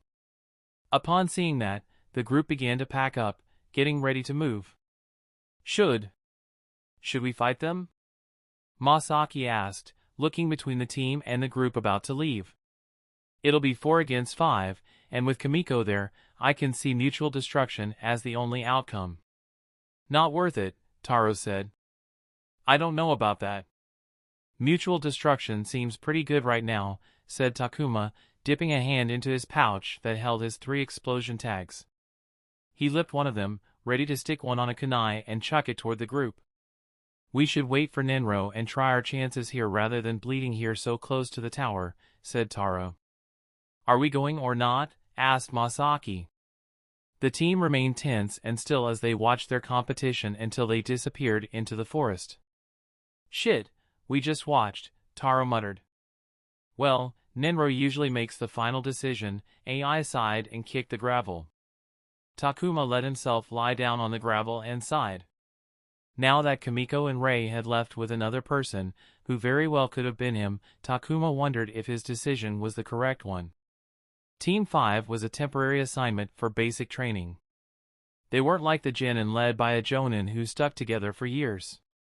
As far as he knew, Genin's part of the Genin Corps didn't stay together after basic training. In fact, he had 0 ideas what his life would be like after the basic training. He didn't regret his decision, but he did entertain the possibility in his mind. Oh, everyone's here, they heard the voice they had been waiting for. The entire group turned over to look across the stream to see a battered Ninro waving at them. He was caked in mud, there was a bandage covering his upper arm, and a cut had almost split his headband. Upon seeing him, AI immediately jumped over the river to fuss over Ninro, checking his injuries. While Ninro didn't seem too injured, he did look like he had been in a nasty fight. What happened to you? Asked Takuma after Ninro came to their side. Somehow, 3 team members ended up finding each other, and I ended up finding them. Ninro cracked a kink in his neck. It turned out they didn't like me very much, and we ended up getting into a scuffle. I lost them somewhere, good for me because I was on the verge of pulling the flare. Takuma could see that happening. Everyone liked Ninro, but did they? A completely positive reaction was impossible on any topic. There will always be people who will hold opposing reactions. It wasn't a bad thing to have opposing views, but in cases like this, it could cause more harm than good. People could be cruel, Takuma knew that very well. Let's go to the tower. Masaki directly got up and swung his backpack over his shoulder. Can you stand in there for a few more minutes? Takuma asked. I can go on all day long, said Ninro with his usual smile, which looked as good as it would if he was squeaky clean out of a bath. The day is about to end, said Masaki. Read the vibe, Takuma chuckled as he slapped Masaki on his back. Inside, Takuma was thrumming with urgency. They needed to hurry and get to the tower as soon as possible before it was too late. Too late, said Yoshio. Was what they got when they reached the tower. Chapter 48, Kakashi. 2 days after the training ground number 42 excursion, Takuma walked into his group's usual training area like he routinely would, but today he had switched his usual back waist pouch with a slightly larger one to accommodate the raincoat and boot covers he had carried to protect his clothes from the smell when they went to shovel shit in a stable. He wasn't looking forward to that at all. Mornin', he greeted his team after a day's break. Ninro and AI reflected his energy, while Taro responded with his usual nod that didn't show if he was feeling his normal self or if he was down at the prospect of the 1 week worth of punishment. Good morning! Masaki greeted back as vigorously as always. So loud. Taro sighed. Takuma wanted to make a hungover comment but held back, knowing it wasn't the right time. He looked around the field and saw that the entire group had a low fee to them today. As he observed his groupmates, he noticed something strange. For a moment, he couldn't put a finger on it, but then it struck him. They had a fight, didn't they? While everyone knew everyone in the group, most of the time, people usually only hung out with their teammates. But today, Takuma saw that the other teams were broken up, not talking to each other. It's obvious that those who didn't win weren't on board with their teammates betraying them. Taro, sitting with legs crossed down on the ground, muttered his comment as he peered at the group with his head laying on his palm. As it turned out, neither of the winners were from the same team. Like Kimiko and Rei, the other winner was also made up of people from multiple teams. And as Taro said, those who won saw no fault in their view, but those who were left behind didn't see the winner's choices the same way. It must have been really awkward in their rooms afterward, AI said with a slight grimace on her face. After entering the central tower in the forest, everyone was healed by Shady Guy and then sent to their rooms that they shared with their teams for the night. Team 5 had gone to sleep really quickly after washing up, but it was easy to imagine what had happened in the other rooms. To have slept in the same room after all that, that's tough, Ninro said. The rooms were barely large enough for 5 people to sleep semi-comfortably. Thank God we didn't have to go through that. Preach, said Takuma. Instead, we had to listen to his snoring all night long. Taro half glared at Masaki, who flushed. I can't help it. Ninro consoled Masaki by telling him he was too tired to notice any snoring. Gather up. Yoshio had arrived. The group did, and they did it with perfection. After more than a month and a half of training and beatings, they had a level of discipline ingrained into their bones that they kept even with the tension that strained the air between the teams. I'm severely disappointed by this group's performance in the forest excursion. Even though I had booked the training ground for 2 days, I was expecting us to leave the forest early on the second morning. But the fact that I had to delay our exit by a few hours because all of you weren't able to make it to the tower in time embarrassed me a ton. I couldn't believe that the genin, who I had trained for so long, were so pathetic. If I'm not coming across properly, I will say it outright, I'm disappointed in you lot. Takuma, who was standing near the back, saw a few people bowing their heads. Despite that, I promised those who completed the challenge the fastest a reward. I'm tempted to withdraw the reward, but as everyone knows, I'm a man of my word. Those who won, step forward, said Yoshio. Takuma held back a snort. 10 people stepped forward and naturally made a line. Takuma noticed that the other 5 had 3 members from Cho's team. And he knew the rest of Cho's official team hadn't been out of commission, which meant her team would have entered the tower together, but they didn't. All of you completed the objective assigned to you as fast as possible. For that, I commend you and reward each one of you with mission points, said Yoshio. Takuma sighed. It seemed his gambit was a failure. He had made a wrong choice.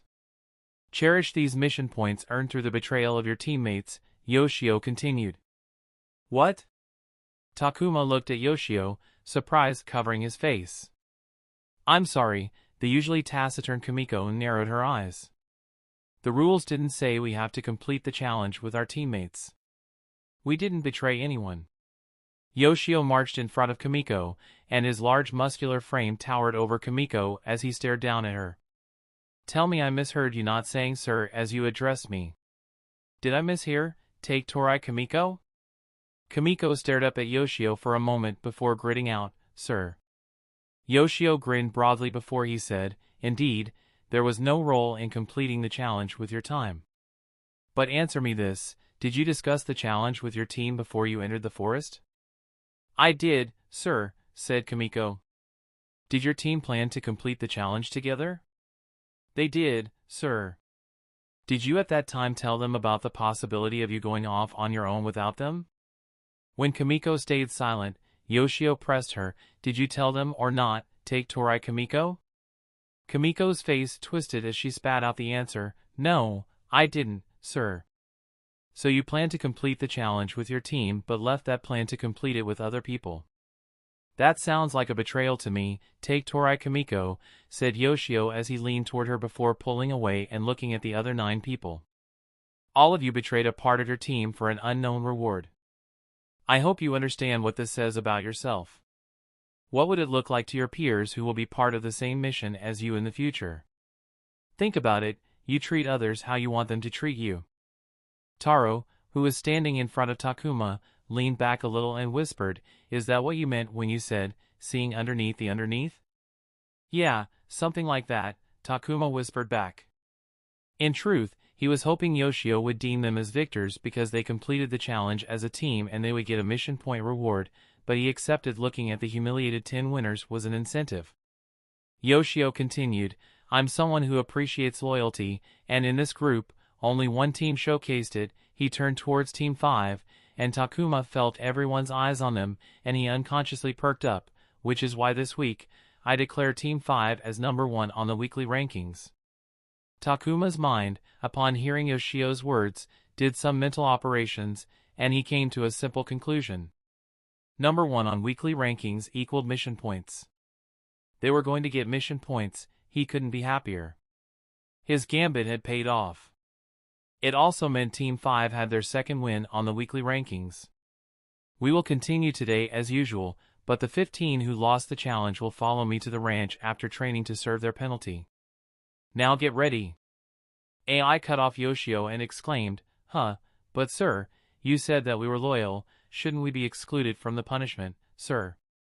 Yoshio, who had turned away, turned back towards them and gazed at AI, and there was a pause before he said, "Shinobi rule number 04, a shinobi must always put the mission first." He looked at everyone as he continued, "This world isn't fair, children. Loyalty in the field is paramount because who else can trust with your back but your teammates, yet there will be times you'll be asked to put the mission first, even if it means putting the same teammates in danger if it means mission success. We are shinobi. We are men for hire. We put our lives at risk for our village and country, and we put our lives at risk for people who are willing to pay an appropriate price." He looked at Team 5, "You valued your team loyalty higher than the reward. I praise you for that, but at the same time, it is the truth that you lost the challenge. Your life as a shinobi will test you from time to time, and you'll have to make choices whether you like it or not. That is the truth of this life of ours." But, sir, how can we?" Yoshio shook his head. "I don't have the answer to that. Only you can answer that for yourself. I'll suggest this, form your nindo and follow those beliefs so you don't regret your choices." Takuma clenched his hand into a fist. He didn't recall a lot of Naruto's story, but he did remember Hatake Kakashi's belief in putting loyalty before everything else, even rules. It wasn't the belief itself that jumped at Takuma, but the history of how he had arrived at the belief. Kakashi's father, whose name Takuma couldn't remember, had chosen to commit suicide after he put his teammates' safety over a mission. He had been disgraced by his peers, which had driven him to take his life. Yoshio's words about life not being fair and making difficult choices made Takuma think about that. 2 days back, he had made a choice that didn't have life-altering consequences, but the trade he was in would throw choices his way, which would have much more serious consequences. Life was not fair. Takuma knew that fact very well. His existence here in this world was proof of that fact. Chapter 49, Options. The effects of Yoshio's forest lesson could be seen entrenched in the group as they approached the last days of the basic training. Team 5 operated the same as before the forest challenge, but the same couldn't be said for others. The 2 winning coalitions had members of the 4 teams, meaning that at least one member in each team had chosen to give up completing the challenge with their teams to win the reward. "The teams are broken," Takuma commented while watching AI spar against her opponent. "If we're careful and play our cards right, we can get into the final tournament." Yoshio's group consisted of 5 teams of 5 competing against each other on the weekly rankings leaderboard. No one could claim they knew exactly how the rankings worked as the criteria for grading was absent, and Yoshio only disclosed the rankings at the end of the week. But through some clever observations, the group members had deduced that the sparring record for every week held significant weight in the criteria. But that didn't mean that sparring was all that mattered. As it stood now, out of the 5 teams, 3 were in the lead with 2 number 1 rankings in the weekly: Team 5, Kimiko's Team 3, and Cho's Team 1. Team 5 got their second number 1 in Week 6 from the Forest Challenge and were the latest to do so. Unexpectedly, it was Team 2, a team that hadn't been number 1 before, to ace in Week 7 due to them preventing the abduction of a wealthy civilian merchant's wife and daughter while patrolling their route, a single incident that had rocketed them to win the week, proving that sparring wasn't the end-all criteria. Week 8, however, didn't have any outlier events that could sway the rankings, neither did it have any challenges that had helped Team 5 win their 2 number 1 rankings. Looking at the history, the chances didn't look good for Team 5 as they had never won a number 1 ranking based on sparring alone. They could even be considered in the same category as Team 2. But things were different for Yoshio's group in Week 8. Teams of strangers had learned to operate as cohesive units in their time together, but the Forest Challenge had thrown a wrench into the smoothly running teams. The number of mistakes during team exercises made up of a lot of training schedule were as high as they were in the early weeks when the teams weren't used to each other, which presented Team 5 with an interesting situation. Takuma pumped his fist and cheered as AI sliced a gash into her opponent's arm. He grinned. "We have been the best team this week by far. Luck has been with us this week. Nenro and Masaki haven't lost a single fight. AI is going to win this one. I have been doing decently, even when he was holding back his brand new trump card for the final tournament, and surprisingly your record isn't in the red." "Stuff it," Taro grumbled. Taro's record was always more losses than wins. Takuma didn't say it out loud, but it felt great to have a higher win record than Taro, when just last year, Taro would have pounded him into the ground. "If nothing crazy happens and we keep winning, we can ace this week," Takuma ripped the grass beside him. "If we keep winning, that is," Taro replied. In front of them, AI threw her kunai, which embedded itself into her opponent's thigh, bringing them to their knees. Yoshio called the fight. Taro continued, "As you said, we have been lucky with our pairings. But there are only so many people. It's only time before we get matched against someone powerful." He glanced at Kimiko, the strongest in their group, "that might drag us down." Takuma had considered that option, but he still thought they had every chance at winning as long as they continued to perform well outside of sparring. AI returned from lugging her opponent to the Sheigai's tent. "Did you see that? I totally tricked him into committing when he shouldn't have." She had a healthy sheen of sweat on her. "I saw. It was amazing." Nenro smiled as he handed a towel to AI. He continued and added to the ongoing discussion, "I agree with Takuma. If we keep doing whatever we are and others don't suddenly get back into tune, I think we have a good chance." Yoshio called for the next pair, and Masaki stood excitedly as his name was called. He pushed his hand into his back pouch to pull out a knuckle duster around his fingers. Takuma gazed at the shining metal adorning Masaki's hand. He didn't use jutsu, but with those things around Masaki, he didn't need to. Masaki had broken bones with simple punches. Takuma glanced at Kimiko. In his opinion, if Masaki had an accompanying bukijutsu, he could rival Kimiko's kenjutsu. "We can do this," he thought. It seemed the luck was true with Team 5, as it was already Thursday, and things had gone as Takuma had expected. They had kept a favorable win rate, and the other teams struggled with their synergies. But not all things were up and up. "She looks pissed," Takuma thought as he looked at Cho in front of him. The girl's charred brown twintails looked particularly evil right now, matched by her eyes that were viciously staring at him. She still held a grudge against Team 5 for winning the tree walking challenge before Team 1. Takuma and Cho stared at each other as Yoshio walked away. There was no official starting point. Technically, they could attack the moment Yoshio called their names. Takuma usually didn't make the first move, preferring to react and counter. But today, he made the first move. He pulled away from Cho, but at the same time, he threw 3 shurikens at her. Cho's problem, Takuma thought, was that she tried to get through fights without taking a single hit. It made her too defensive, which gave him the opportunity to press him. The moment the shuriken left his hand, Takuma canceled his backward motion and charged toward Cho. In the small window, as she dodged the shuriken, Takuma laid a low kick into her shin. Cho cried as she was forced to kneel. Takuma pressed ahead aggressively, but Cho grabbed his arm and threw him over her as she rolled. Takuma skidded on his landing and immediately ran back towards her. Cho, with shame and anger on her face, pounced into attacking. Takuma should have backed down, let Cho's aggression break on a wall of defense, but in the heat of the moment, he opted to match aggression with aggression. They crossed blades, broke apart, and swung almost like drunks, each missing twice until Cho clapped Takuma on the side of the head with the hilt of her kunai.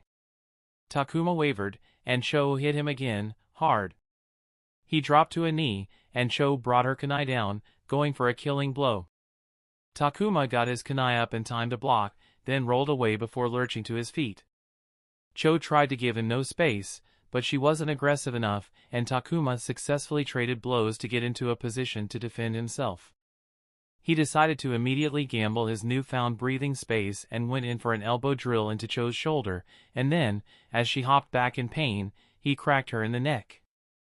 Cho made a strange high-pitched sound as she went down. Takuma dipped into his pouches, and senbon were the first weapons he found, so he threw them. Cho, despite clutching her throat, rolled away and the thin senbon embedded into the yellow ground. Takuma clicked his tongue and moved towards Cho, but as he whipped his head, a wave of dizziness struck from when he was hit in the head. He gritted his teeth and hid his stumble within a step and looked toward Cho with a glare that shouted punishment, but his eyes widened when he saw the two hands facing him making a bird hand seal. Still lying on the ground, Cho raised her head to face him and smiled viciously through the grimace. Air rapidly distilled around her, accompanied by the sound of flowing gales, before a burst of winds assaulted Takuma with the force of a truck. He felt his body flatten against what felt like a solid wall of wind. All of the air was knocked out of him, and when he hit the ground, did he find a rushed breath return to him? His world turned into a poorly drawn water painting dripping in water as colors swam in his vision. Cho unsteadily got up to her foot and ran towards Takuma, who had been tossed several feet away by the wind blast from Futon, Bufukyuzen no Jutsu, wind release, gale surge.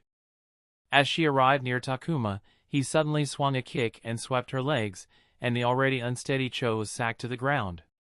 Takuma couldn't hear anything but a sharp ringing as he pulled himself up.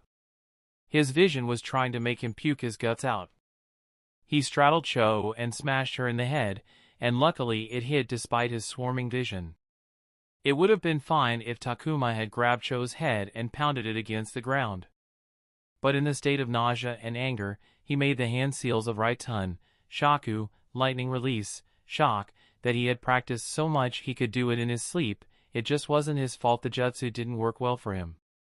He pressed his hand against Cho's chest as the arcs of lightning snaked around his hand, and then, zap! Cho's body spasmed as if she was having a stroke. While the jutsu couldn't travel far or cause the amount of damage it was supposed to, at point-blank range, it was as effective as a heavy-duty taser. Cho raised her quaking hand towards Takuma's face, but it fell back to the ground halfway up. Takuma removed his smoking palm and didn't care anymore. He got off Cho and collapsed on the ground beside her. He looked to his side and saw that she was curled up and jittering. Face hot and heart drumming, but victorious, Takuma put his hands up, and he didn't care if it would make him feel miserable, but he yelled. He had won. Takuma hadn't felt worse in his entire life. One would think that a day would be enough to recover from a fight with minor cuts, but Cho's wind-release jutsu had left a deep stinging pain in his body.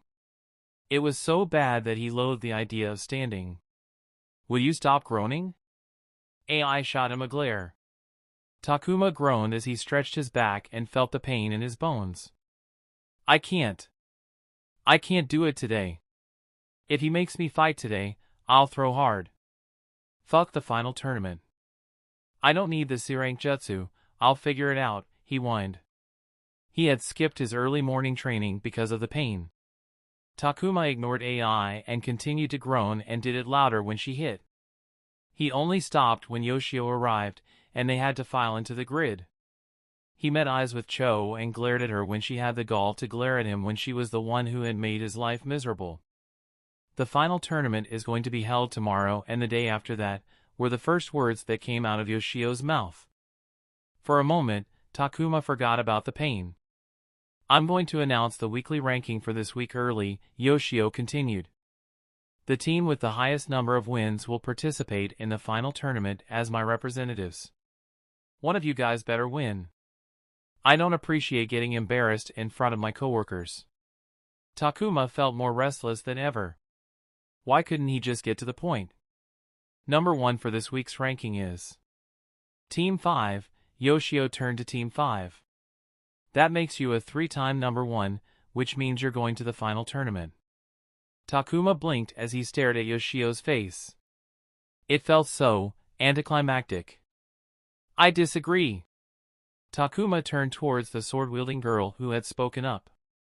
Now, that felt more climactic. Chapter 50, Eliminations. "I disagree." Takuma didn't have the time to rejoice or even completely take in the announcement. He turned his head toward Kimiko, who had dared to raise an objection. While it did surprise him that the objection came, it coming from Kimiko didn't surprise him one bit. The group didn't make a single peep. Even AI, who Takuma was expecting to break into a celebratory dance, stood unmoving. Everyone waited for their instructor to react. The hulking Yoshio arrived in front of Kimiko with silent steps. The difference in stature couldn't be more pronounced as they faced each other. One looking down, the other frowning up. "Insubordination will cost you among shinobi, take Torai," said Yoshio, his thick voice heavier than usual. Takuma hid a wince. Yoshio's use of the family name was sparse, but everyone knew why and when he chose it, and that's what made it more impactful. Yoshio continued, "This is my group. I'm your instructor. My word is the divine law. You don't get to disagree with my decisions, Jinin." The taciturn Kimiko seemingly found her voice as he talked back at Yoshio. "I'm by far the strongest in this group. I deserve to be in the final tournament. I can understand why Ando and Sino were chosen, but I can't see any merit in Oishi participating in the tournament, sir." Ando Masaki and Sino Ninro wrinkled their brows but schooled their expressions for the most part. Oishi Taro, though, pulled a fed-up face with no attempt to hide the emotion he was feeling. "You speak less, so I didn't notice it. You don't use the word, sir, enough in your vocabulary." Takuma stood on the opposite end of the grid to Kimiko, but he could very clearly feel a pressure seeping out of Yoshio that made his already looming frame look more menacing than ever. Takuma felt as if the atmosphere was bearing down on him, compressing his chest and shoulders. It wasn't just him, everyone else in the group looked a varying level of very uncomfortable. Was it chakra?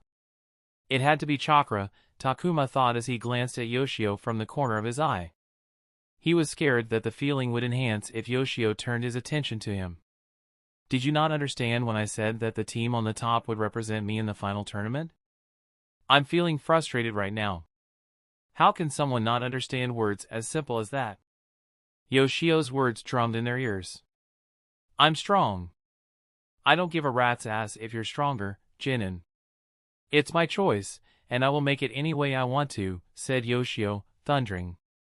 Takuma held back a flinch even though he was steps away from them. Yoshio raised his hand and pointed in the distance toward Shady Guy's medical tent. "I can break his bones 100 different ways, and he would fail to stop me 99 times if given a chance. I could give him the key to my home for assassination when I'm at my most vulnerable, and I'll still survive even if he jumped me in my bed while I sleep." Shady Guy, noticing they were looking at him, looked up from his book and gave them a wave. "And yet, because he practices the rare Iriajutsu, medical jutsu, he's considered more valuable than me in most situations. Strength is not everything, get that through your head." Takuma stared at the Shady Guy. Princess Tsunade, one of the 3 legendary Sannin, the to-be 5th Hokage, had pushed for any mission team to have an Irionin, a healer, on the squad. The practice was accepted as having an Irionin shot up the team's survival rate to the moon. It was a great enough difference that every single shinobi village adopted the practice. She was lauded for her contribution to the shinobi organization. And yet, most teams didn't have an Irionin on them. Iriojutsu was a complex field of ninjutsu and required time and effort from a qualified shinobi to be effective. Most shinobi didn't even have the prerequisite of fine chakra control to step into the field. As such, there just weren't enough Irionin to go around, which made them a sought-after commodity. It was no wonder Shady Guy could spend a good part of the day idling under a tent doing seemingly nothing important. He could do it because he had the leeway to do so. Takuma had to give it to Kimiko for her persistence because she didn't back down. But it's a combat tournament. I am more valuable, she said. The pressure bearing down on the group disappeared with Yoshio's sigh. He spoke, "You're very, very lucky that I don't want to get into annoying trouble with your clan." Kimiko's eyes sharpened. Let me put this straight. It's a fighting tournament of genin who haven't even completed a single mission, not seen the real threat of a blade thirsty for their life. None of you are real shinobi. To me, it's a fun little bet with my coworkers, so, his volume suddenly shot up, I don't care if you're more valuable. It might be a big thing for you, but for me, it's about the same as cockfighting. Get it straight in your head if you think that you somehow hold some importance in my eyes, because you don't. Takuma felt offended. He graduated from the academy, he wore the forehead protector of the leaf, no one couldn't deny he was a shinobi. Did he express his displeasure? No. He wasn't very lucky like Kimiko, and there wasn't anything holding Yoshio from skinning him alive. Somehow, he no longer felt the joy of getting to the final tournament. Yoshio didn't care if he was sending the strongest within his group, it was, as the man had put it, a fun bet with his coworkers. For Takuma, however, obtaining a C-rank jutsu was a key mark even in his life. He felt small. The difference between someone like him and Yoshio was too great, and Yoshio was only a chunin. Takuma couldn't even imagine what he would look like in the eyes of a jonin. What was he worth in the eyes of the top brass? Was he just a dispensable pawn? He didn't think he wanted to know that answer. The thought alone made his stomach sink. Cheers! Celebrating the win did bring Takuma's feeling of joy back. He took a sip of his honey banana shake and looked around the restaurant. Taro didn't eat out much, so he didn't have a recommendation. The trio was from outside, so they had no idea either. The responsibility fell on Takuma, who was equally as clueless, but he ended up recommending the same restaurant that Mariboshi had taken him to. And here they were. He did tell them it was a little on the expensive side, but they didn't seem to mind. It was his first time eating out after Mariboshi had taken him out on convocation day and the second time overall since he had found himself in the world. The first time around, the celebration had turned from happy to sad real quick when he heard of his assignment to Jin and Core. Takuma looked at his team, and he had to say, Jin and Core wasn't that bad. Yoshio sure dug into Kimiko, said Masaki. I felt bad for her. I didn't, AI said as she flipped through the menu. Nenro asked, did you all feel the pressure coming from Yoshio when he was talking to her? Takuma nodded. It was really heavy. It felt like I had a weighted vest on me. Some kind of chakra manipulation, for sure. He looked at Taro. Why are you looking at me? I don't know, Taro said with a half-confused, half-frustrated face. Why do you guys, you in particular, he pointed at Takuma, think I know the answer to everything? I don't know. Takuma did think Taro would know. Maybe he was exerting his chakra outwards, said Nenro with an inquisitive look on his face. Takuma shook his head. It has to be more than that. I exert chakra outwards when I walk up a wall, but it doesn't happen then. And if he is exerting his chakra outwards, is he pushing it out of all the tenketsu all at once? Isn't that like really difficult? Also, how does it flow out so evenly? He didn't remember seeing anything like that when he read the manga. Order first, AI pushed the menu into Nenro's face as he tried to reply, then you can talk all you want. She looked at Takuma and then pointed at the menu on the table. The food was great. Last time around, he was stressed about the Genin Core, so the experience didn't stick. How are you feeling about the tournament tomorrow? Masaki asked with a broad grin on his face. I'm feeling excited. Who would we get to fight against? Hey, do you know? He addressed the last part to Taro. Again, why are you asking me? I was with you the entire time, replied Taro, sighing. The 97 Genins in their batch were divided into 4 groups. 3 groups of 25 and 1 with 22 people. The groups trained in the same zone were allocated to the basic Genin training, but they didn't share the same training field. Takuma didn't know about the others in his group, but he didn't meet the Genin from other groups other than sometime in passing. If they met eyes, he would nod to them, but other than that, he didn't have much interaction outside his group. 20 people, he said. 4 groups, 5 people each. If it's single elimination, it'll be 4 or 5 rounds, depending on if we get a first round bye. Or we could get eliminated in the first round. Everyone looked at Taro, who shrugged. Takuma could see Taro tapping out in the first round if the fight got tough. Takuma didn't want to see that happen. Taro was an easier opponent to fight than most other people. If Taro went far and somehow met him in battle, it would be easier for him to win a fight. I won't go easy on anyone if you fight me, Masaki announced with his arms crossed. Neither would I, said Nenro. Try me, AI smiled. They naturally looked at Takuma, so he thought for a moment before saying, I'm going to do whatever it takes to get that C-rank jutsu, even if it means beating all of you and whoever fights me into a bloody pulp.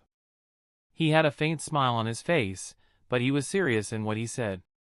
He had invested too much to convert the chance of obtaining the C-rank jutsu.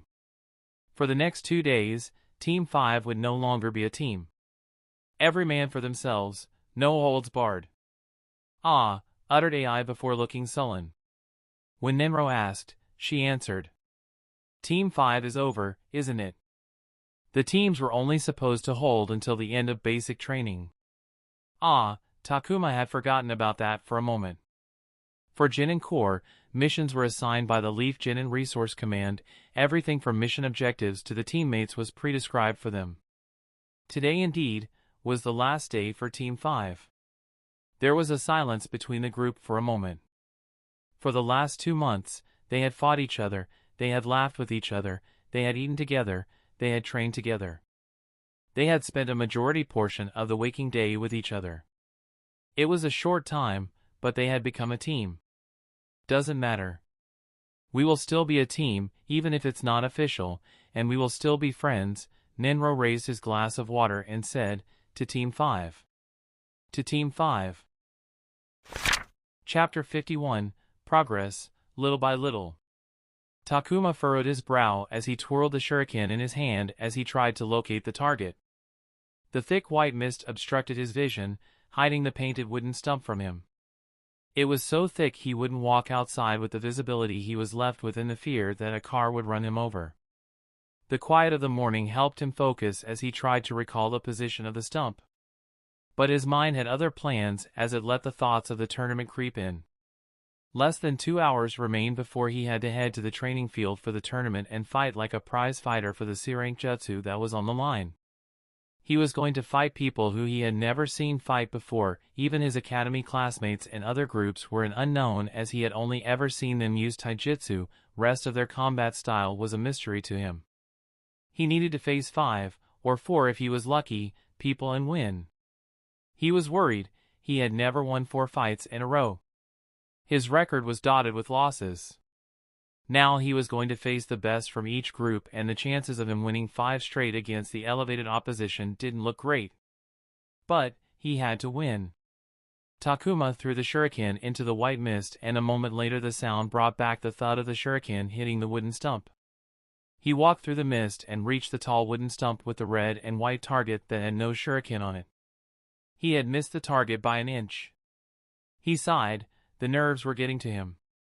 See, I told you there was money on this. Suddenly Takuma was not feeling the nerves from before. The training field, which was usually full with only the genin in basic training, was host to a small crowd of shinobi who were definitely not in basic training. All of them shinobi, and from the color of their flak jackets, all of them were chunin. They're not even trying to hide it. Takuma could see someone going from person to person with a laminated paper, collecting money. "Do you think we can participate?" said Taro, a look of calculation flashing in his eyes. "Because I think if we work together, we can make some serious change." "Are you talking about match fixing?" asked Nenro. "I didn't say that, but if you want to put it that way, sure." Takuma glanced across the field at the team from another group with their chunin instructor. Some distance from them stood another team with their instructor. All the teams had their chunin instructors with them, which prompted him to ask the question, "Where's Yoshio?" Masaki pointed to a group of chunin, and among them stood Yoshio's towering figure laughing with them. I think it's the first time I have seen him laugh," AI said with a weirded out face. It was indeed a strange sight to see Yoshio laugh. Takuma caught Yoshio's eyes, who then walked towards them. "I hope all of you are ready to show your best today," he said. "All of these people are here to see you perform. It'd do you good to put a good impression, and who knows, they might look at you favorably in the future." What did that mean? In Takuma's eyes it was obvious all of those people were here only for fun. He couldn't think more about it as a shinobi walked to the middle of the field that had been left empty, clearly to be used as the fighting stage. "Don't disappoint me," Yoshio said to them before walking away to rejoin the people he was previously talking to. "Welcome all to another iteration of the Rookie Genin Tournament," the shinobi announced with a charming host smile on his face. "Today, we will see 20 of best rookies fight for the tantalizing prize of a C-rank jutsu. Until yesterday, they were teammates, but today, they're going to clash against each other to prove that they're the strongest. Are you excited to see who rises to the top and who gets crushed behind?" There were hoots and cheers across the crowd. God, it's like a gladiator coliseum, thought Takuma. It also told him that this tournament was in no way official. The announcer continued, "As there are 20 contestants, we will have to weed some people out to make a proper bracket. That's why the first round will be a preliminary consisting of 4 matchups." The announcer then named the people part of the preliminary round. 2 people from each team were chosen. From Team 5, AI and Taro were called up. "People with the worst records," noted Masaki, bluntly. "At least, you're not fighting each other," said Nenro, meaning both of you have the chance to move to the next round. Both lost their fights. "I did say that it was a clear possibility," Taro shrugged, unbothered about his loss as he rolled his shoulder that had been cleanly dislocated in the fight. AI did look genuinely down as Nenro consoled her. Betting money exchanged hands in the audience before the announcer took the stage again. The Genins fought valiantly, and while some lost, their winners are heart, the announcers said some nice words and then got booed from the crowd. He ignored the crowd like a deaf person and continued, "Now that we have a proper bracket in hand, we can get started at the real fun," he said, and money once again began to exchange hands. "Let's begin with the round of 16, the announcer read from the slip in his hand. "The first game matchup is going to be Yoshio against Shinatsu, represented by Takuma and Oda." Takuma got slapped on his back by Masaki as he stepped out, as did the Oda from Shinatsu's team. There were hoots and cheers as they took the stage. Oda was taller than Takuma, almost as tall as Masaki, but was wider than him. Takuma could see Oda growing into Yoshio's build if he hit the gym twice a day. They faced each other as the announcer addressed them. "You know the rules," he said. "Don't kill each other or lop something off that can't be fixed. Stop the fight the moment I say so. As long as you follow that, you're good. Do you both understand?" Takuma nodded while Oda replied with a yes. "Good, then take it away, young fellas. Make the fight as entertaining as possible."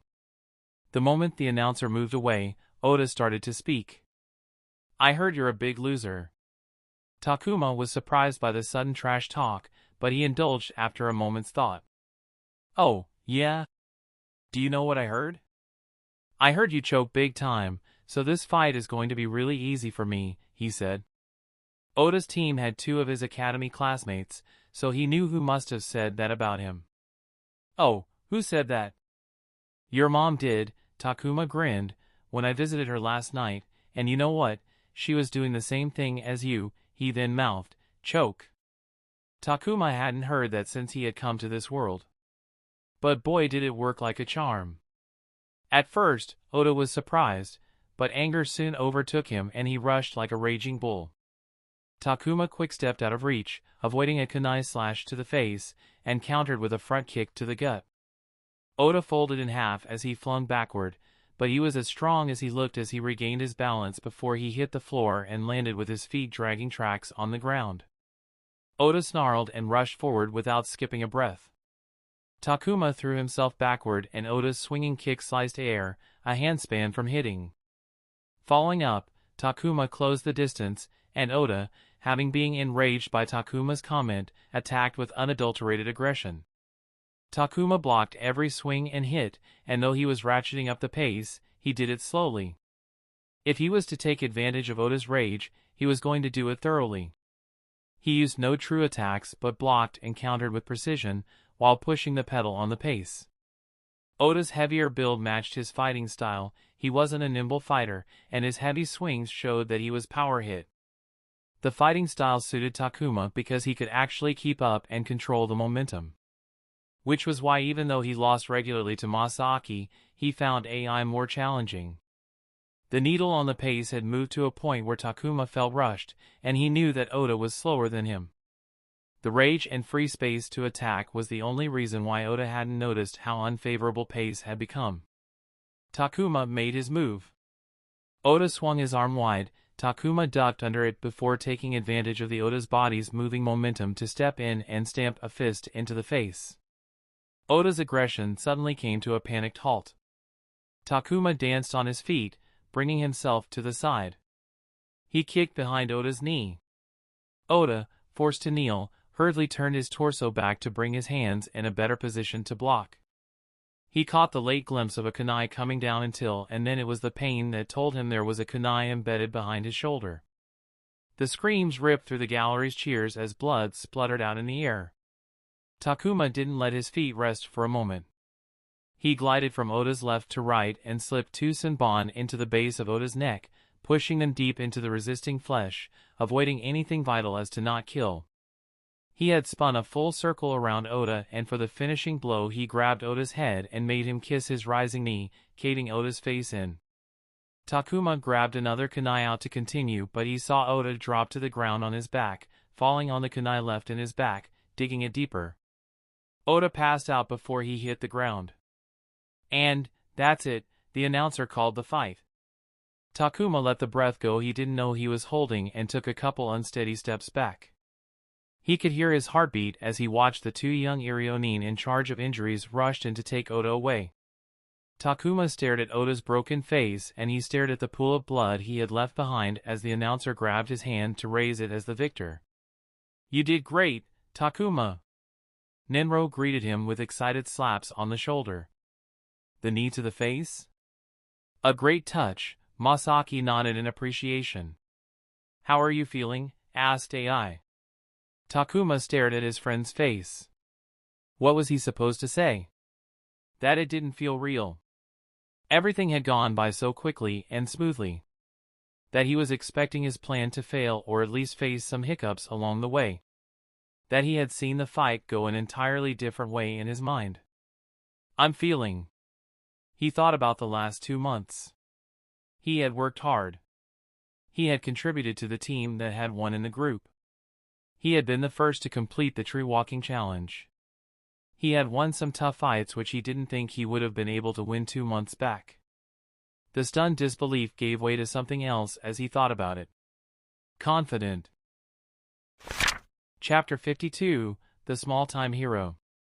Nenro watched Takuma walk away with AI to the medical tent to get the light bruising on his body treated. The fight had been interesting but not how he had expected it to go. Takuma exchanged words with his opponent, Oda, who then seemingly went into a rage. The entire fight until the end was a barbarian swinging wildly and getting Lee by the nose. Whatever the conversation was, it did wonders because the fight was fairly one-sided and effortless from the outside. I don't know about you all lovely people, as much fun as it's to watch a good old-fashioned bloody beatdown, I wouldn't call that a competitive fight, said the announcer and stared at the paper in his hand. So, how about we move to the opposite of the bracket in hopes of a more entertaining matchup? What bracket? They hadn't shown them the tournament bracket, which was a problem because he didn't know who he would fight until the last moment, and neither could he prepare for his next fight by studying possible opponents. But it seemed the spectators had been made aware of the bracket. I wonder if I can sneak a peek at the bracket. Round of 16, the second matchup, Ryo vs Yoshio, represented by Kai and Nenro. Nenro narrowed his eyes. He didn't appreciate the way the announcer worded the matchup. He wasn't representing Yoshio. The tournament had nothing to do with their instructors. This was them competing to win and get the prize. Go knock him out, said Masaki with a grin. Nenro gave him a smile before jogging out to the field and facing his opponent. Kai had a wiry build with sharp features framed by his long bangs.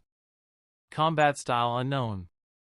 But Nenro knew Kai was from the Leaf Village and came from a family with shinobi, which meant that the chance of encountering a jutsu during the fight was higher than average. But Nenro wasn't worried. Victory was inevitable. He looks tense. Nenro raised his chin slightly and slowly stepped away from Kai. He made no attempts to hide or rush as he retrieved a kunai each in hand from his person. Kai reacted like a cat who had his tail stepped on and threw the kunai immediately after pulling it out. Nenro turned his body to let the kunai pass by and threw one of his kunai. Kai hurriedly moved to dodge, and the kunai could only get a lick at his cheek, leaving a thin curtain of blood trickling down from the shallow scar. Nenro didn't let a beat skip and blitzed toward Kai. To his credit, Kai already had another kunai ready, and his arm was already halfway into throwing motion. Nenro, knowing a thrown kunai at short range was dangerous, reacted and dropped down into a slide tackle and took out Kai's legs. Using the forward sliding momentum, Nenro pulled himself up to his ready to keep Kai on the ground, but Kai was already pushing off the ground towards Nenro. Blades met, sparks flew. Nenro swiped his other elbow, but Kai pulled his face back and grabbed the kunai with both hands to disengage and thrust it into Nenro's chest. Nenro twisted his body out of the way just in time to let the kunai prey on his vest rather than his flesh. Neither chose to put distance between them, and the brawl ensued. Nenro had to give it to Kai, he was nimble. His attacks weren't making enough contact as, at the last moment, Kai would slither away out of reach or out of the way. Nenro realized he was fighting a losing battle if he stayed close. The decision was quick. Nenro took a weak side strike into the thigh as a sacrifice to get into a position and nailed a solid hit into Kai's side before disengaging and pulling away faster. Kai, understanding his advantage and not wanting to give up, pushed ahead while keeping down the pain with gritted teeth and grunt, only to see a kunai spinning along its length in front of him, and tied from the hilt's loop was a red-bordered explosion tag. His widening eyes shined with the glow of the explosion tag as he looked past it at Nenro with the ram hand seal. Boom! Nenro crossed his arms over his torso and tugged his knees inwards as the hot wave from the explosion tag collided into him. He hit the ground and skidded on the field on his side. He had been hasty. The timing on the explosion tag was too quick. Nenro didn't linger on his mistake and got to his feet. His ears rang, but he ignored his impaired hearing and narrowed his eyes at the light dust cloud. Nenro couldn't even get steady on his feet when Kai appeared, sprinting out of the dust cloud. The vest on his arms and upper torso was torn apart, and the skin burnt underneath, and yet, Kai rushed towards with anger burning in his hand. Nenro calmly raised his hand and formed the ram hand seal. Kai's body suddenly froze and fell to the ground like a statue.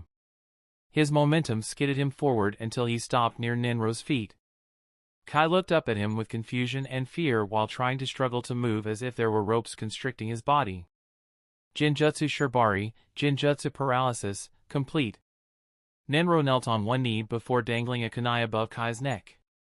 He looked up at the announcer/referee, who nodded back. He had achieved victory. Nenro stood up, and his eyes swept across the crowd. The Chunin were exchanging money they had bet, some pissed, most happy. But his attention went towards the genin who were all gazing at him. The smart ones were observing, taking in every fight and their moves. With each fight, they knew more about their possible would-be opponents. He had given up one of his cards in the fight. They would use that knowledge in the future. Beware of the tricks and techniques he was likely to pull. Fights would only become harder. He finally looked towards Masaki, who stood with his arms crossed. There was the usual bright smile on his face, but Nenro could see the undertones. Especially against someone who already knew him so well. Match 7, Yoshio vs. Maki, represented by Masaki and Kenta. Kenta watched Masaki walk into the field from where he stood with his team. Unlike him, and everybody, who walked straight to the announcer, Masaki took a detour and waved his raised arm at the audience with a big smile plastered on his face. "Is he serious?" muttered Kenta to no one. He, however, got a reply from the announcer. "He looks confident in himself and his chances of victory in this fight, and he's showing it to the people. If they feel the same as he does, they'll put money on him. If they put money on him, they'll cheer for him. If they cheer for him, they'll boo you," said the announcer with a smile. What's that used for? Thought Kenta. And it didn't matter if Masaki was confident. Mere few people would bet for an outsider when the opponent was from the Sarutobi clan. The country bumpkin, a fool, was just wasting time. Masaki eventually made his way to the center of the field, the broad grin still flashing on his face. The announcer quickly recounted the rules to them before walking away, but as he talked, Masaki pulled out 2 knuckle dusters from his pouches and leisurely put them on. The shiny glint of the silverish metal glimmered under the sun. "Let's have a good fight," said Masaki, still smiling. Kenta narrowed his eyes. He didn't like that smile. Did he not care about the fight? Was he not taking him seriously? Was this all fun and games? Whatever it was, he didn't like the smile. Kenta shooed the thoughts away and wielded the combat stance with his bowstaff ready to strike. He was confident in his ability to win against Masaki before, but when he saw the knuckle duster, he was more certain. The short-range knuckles were a poor match against his staff's extended reach. This fight was going to be an easy win, a simple stepping stone to winning the tournament. Winning the tournament would show everyone that it was a mistake not to have been assigned under a Jonin-led team. He didn't belong in the Genin Corps among all these people. He was from the Sarutobi clan, the third Hokage's clan. They were among the great clans of the Leaf Village. His talents were wasted in the Genin Corps, and he knew if given a chance, he could show what he could really do. By winning the tournament, he would catch the attention of a Chunin and have them consider him for their teams during some of the more important missions. If he couldn't get a Jonin leader, then the best mission under the best Chunin leaders was the lowest he was willing to go. Kenta exhaled, and his breath seemed to boil. He poised his bowstaff and ready for a swift victory with minimal efforts wasted. He needed to save energy. There was still another fight on the first day. The moment the announcer took a step back, Kenta took a quick forestep and swung his bowstaff in a downward smash. He was planning to crack the shoulders to disable the arms before striking the legs to finish it off, quick and efficient. Masaki didn't attempt to dodge and instead raised his hand to catch the staff against his knuckle duster. It was like hitting an immovable wall with no give. Instead, Masaki used his strength to push back immediately and took big steps to evade Kenta's personal area. Kenta's moment of shock vanished as he felt the weight overwhelm him. He slipped the staff off Masaki's knuckle dusters and tried to slip the staff below the raised arms to upstrike him in the neck. He didn't get the chance. Masaki's arms moved faster than Kenta thought possible, hitting him below his ear, snapping his head sideways, and sending him stumbling with half muscles in his neck wrenched out of place. Head ringing and neck on fire, Kenta righted himself, only to be hit again. He raised his bowstaff, pointed it forward for cover and distance, and was struck in the shoulder by a vicious kick. He whipped his bowstaff at Masaki's head through his shaky vision, slicing through empty air before taking a bone-numbing blow to the leg that swept his lower body with such force that he lost his balance.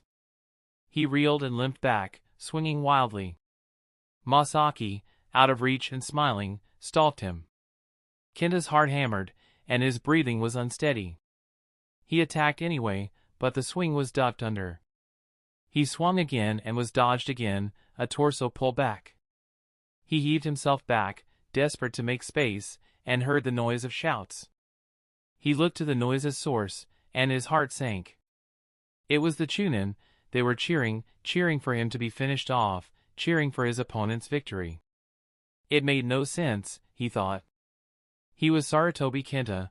Why were they cheering for someone who wasn't even from the Leaf Village? This couldn't continue. He was representing his clan. It was his duty to win, not to sully the Sarutobi name. Kenta screamed as he pushed chakra into his bow staff, which glowed silver. He charged forward to deliver a thrust for Masaki's chest. The staff extended at the last second, suddenly extending the attack's range.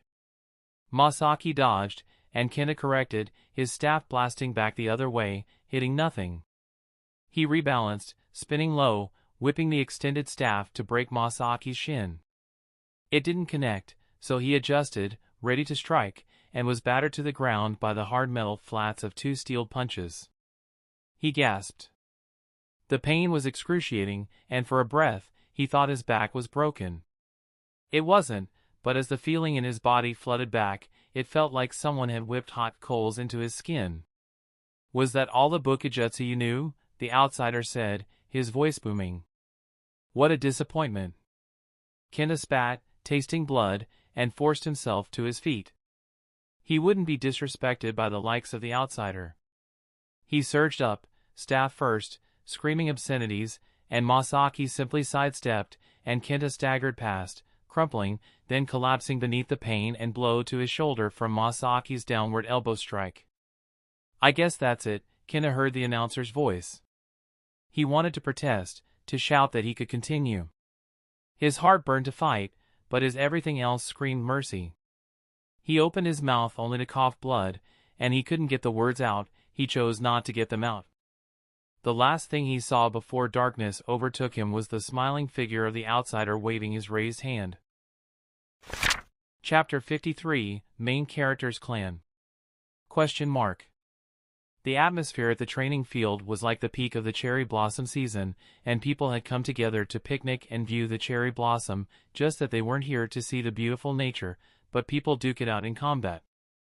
"Almost half of the people in the tournament are from our team," AI declared, her tone braggadocious.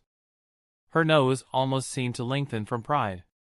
With the round of 16 over, 8 genin remained. Takuma, Nenro, and Masaki were among those 8. "Now that I'm out of the tournament, can I participate in the festivities?" Taro said as he took a bite from his lunch and eyed the Chunin who had been betting Ryo the entire morning. Takuma ate the roll he had packed from home and eyed the genin who had remained and were participating in the round of 8. He still didn't know the bracket. None of the participants knew. The Chunin had kept the bracket from them. He glanced at Masaki, who was munching down carrage, fried chicken, with no care in the world. Out of everyone remaining, Takuma didn't want to fight Masaki the most. The totally one-sided brutal bashing he had dealt to his opponent without breaking a sweat or a crack of his smile had left an impression. Moreover, Masaki was one of the people who hadn't showcased a jutsu. If Takuma were to fight Masaki, he would fight him after knowing the jutsu he might face in battle. As for his other teammate, Nenro was the one he was most willing to fight. Given that they were from the same group and team, he had sparred often with Nenro and was, thus, most familiar with him in terms of combat style. And while he had missed Nenro's fight and hadn't seen the Jinjutsu used in action, he knew that it was the paralyzing kind. As long as he had a clue, he could make something out of it. "I wish all of you get to the next round tomorrow," AI said with a grin. "Then our team would hold 3 out of 4 spots in the semifinals. Then the chance of winning the tournament is all but guaranteed." "Possible if you don't get matched against each other today," Taro commented. Masaki laughed. "Bring it on. I'm ready anytime, any day," he said, getting a shoulder slap from AI. Takuma and Nenro made no comment. The chance of them meeting in the round of 8 was high. Takuma even thought that the genin weren't shown the bracket because the instructors could arrange the matchups to be the most interesting for the Chunin audience. Whether his conjecture was true, they would know tomorrow. Round of 8, Match 1, Maki vs Yoshio, represented by Kame and Takuma. Takuma dapped Masaki and AI before jogging to the middle to meet his opponent. Yuhi Kame was a short and petite girl with a long thin ponytail that sat over her shoulder and a distinct pair of ringed red eyes. If not for her eyes, he would have not remembered the one person he knew with whom she shared that trait and family name, Yuhi Kurenai. One of the few characters he knew to have Jinjutsu as part of their primary skill set, the infamous woman who had tried to use Jinjutsu against Uchiha Itachi. Just like her relative, Kame had shown Jinjutsu in the first round. He didn't know what Jinjutsu it was, but her opponent did seem to go somewhere else with their unfocused eyes. He was a tad bit worried. Even though Yuhi wasn't a shinobi clan, they were still a shinobi family. Unlike Nenro, chances of Kame knowing some strange Jinjutsu he might not even have read about was high. Disrupt the chakra and you'll be fine, Takuma said to himself. Let's have a good fight, Kame said to him as the announcer moved away to give them space. Before she could even complete her sentence, Takuma charged at her, closing the distance. In the last fight, Kame had conformed to the stereotype of a Jinjutsu specialist being poor at taijutsu. But it seemed she was ready for it as Kame pulled back and flexed her wrist for a senbon to appear from inside her sleeve that she threw at Takuma. Not expecting the hidden weapon strike, Takuma moved his head to get out of the way of the large needle that would have pierced his mouth through his cheek. It was only a moment, but in the split second Takuma paused, Kame had made a comfortable distance between them. Takuma clicked his tongue and continued his chase for her, but as if used to it, Kame continued to be on the move. Is running all you can do? After a while, Takuma spat out the line. It was after he had said it he realized how cliched his words were. Kame didn't make a single peep. She remained in motion, dodging any throws that Takuma threw. She had definitely trained for this type of combat situation. It was annoyingly reactive and required deep patience to practice. She had to wait until Takuma gave her an opening to counterstrike. But it seemed Kame wasn't that into waiting. She chucked a kunai toward Takuma. In a second and a half the kunai flew towards him. Takuma raised his kunai to deflect it, but he noticed something red wrapped around the kunai's hilt. Explosion tag. The emotions didn't reach his face before his instincts took over, and he dropped to the ground in a forward sliding motion as he contracted his body to minimize his surface area. The next moment the tag exploded, and Takuma felt the force slam into him, rattling his bones, as he slid forward.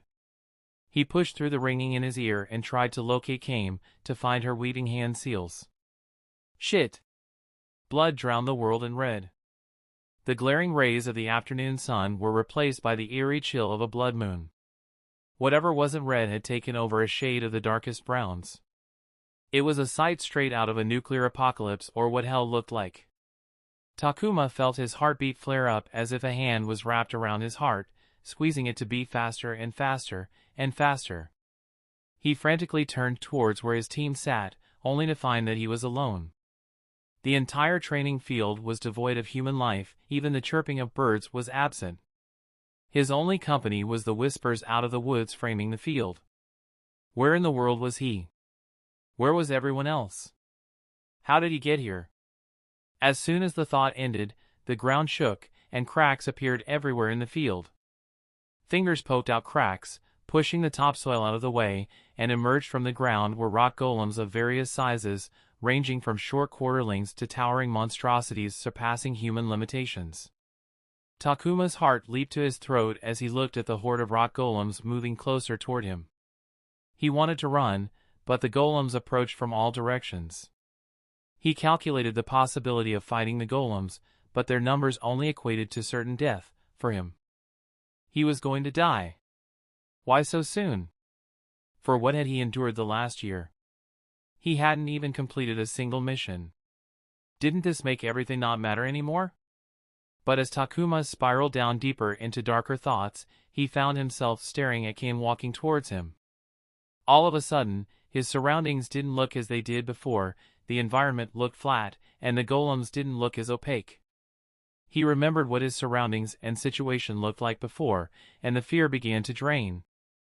He noticed his ears didn't ring anymore, and his skin didn't burn, which shouldn't have been possible with how close the tag exploded to him. The fear began to drain away. And with each step Kame took towards him, the clarity returned to him. This is a Jinjutsu, he thought. Of course, it is. How else would the surroundings change so drastically so suddenly? And no way someone in the Jinin Corp, in basic training, would be able to use a Doton Jutsu that would create golems in such numbers and sizes. It had to be a Jinjutsu. He was about to raise his hands, make the seal, and break the Jinjutsu, but as Kame walked towards him, he changed his mind. Apart from running, I can do this, Kame said, raising a kunai. Takuma raised his fist faster and decked her in the jaw. As the Kame hit the ground, the Jinjutsu broke like shattered glass. The sky returned to blue, birds chirped their beautiful songs, and people's cheers entered his ears. He looked around to find the Jinin and Chunin had returned while the golems had disappeared. He took out a shuriken and dropped it near Kame's face, making her flinch, ending the match with a supposed death strike. The announcer came beside him, grabbed Takuma's hand, and raised it as he spoke in his host voice, Takuma with an excellent, last-second comeback. How he turned the tables on what seemed to be a done fight. And with this, Takuma has secured his place in the semifinals. Give it up for him. Takuma jogged back to his team amidst the cheers. You won. AI squealed as she hugged him. I did, didn't I? Taro, noticing something, asked Takuma, you don't look thrilled about it? Is everything all right? Takuma didn't know what to say. Well, he did. But instead, he said, yeah, I just can't hear in one ear, and my skin burns. Ah, sorry. AI immediately separated from him. Inside, though, he had two thoughts. One, the Jinjutsu cast on him didn't seem to work well. Two, things seemed to be going swimmingly well for him, and for some reason, it made him really uncomfortable. Chapter 54, Upbeat. Even in his wildest predictions, Yoshio wouldn't have guessed that 3 of the 5 Jinin representing him in the Jinin Basic Training Final Tournament would make it to Day 2. The final tournament happened every year during basic training. It had never happened before, 3 of the final 4 Jinin coming from his group, from any one group. By design, the final tournament wasn't supposed to have the strongest Jinin as participants, as the qualifying criteria was being part of the best team. The teams in a group were deliberately crafted to be balanced in every category, from combat to overall competence. No instructor was allowed to send cherry-picked combat proficient Jinin. The fact that neither of the 3 Jinin were the strongest from his group, the strongest being Kimiko, was a surprise. And he very well didn't think he would feel proud about it. The rookie Jinin basic training happened every year, and he spent 2 months with a new set of Jinin for those 2 months. But it wasn't just that, he was an instructor for many other training programs for Jinin and even new Chunin. He met new people throughout the year, and it was rare he formed close connections with his charges, especially when they hated him from the inside because of what he put them through during the training. But facing the bombardment of praises from his peers for his training capabilities. The talk had even somehow reached his direct supervisor, a Jonin, who usually weren't interested in rookie Jinin, and had led to a small talk regarding the tournament. It brought him an amount of attention, something he could leverage for his career. He looked at his 3 Jinin standing together, about to find who they would be fighting in the semifinals. The chances of one of them winning the entire thing was very high. If one of them did win, he could use that to start a run for the discussion of his promotion to Tokubetsu Jonin, or who knew, if he was lucky, he could be a Jonin by the end of the year. If one of his 3 did win, he would give them an additional reward. The number in the crowd was larger than yesterday. The number of Chunin present in the field had more than doubled, and the ruckus they made had turned from a picnic park to a packed festival. Along with the Chunin crowd, the rest of the Jinin from basic training had joined the audience. He could definitely imagine cars tailgating food out of their open backs to feed the ruckus crowd enjoying the festivities. I'm feeling nervous, he said to the other 2.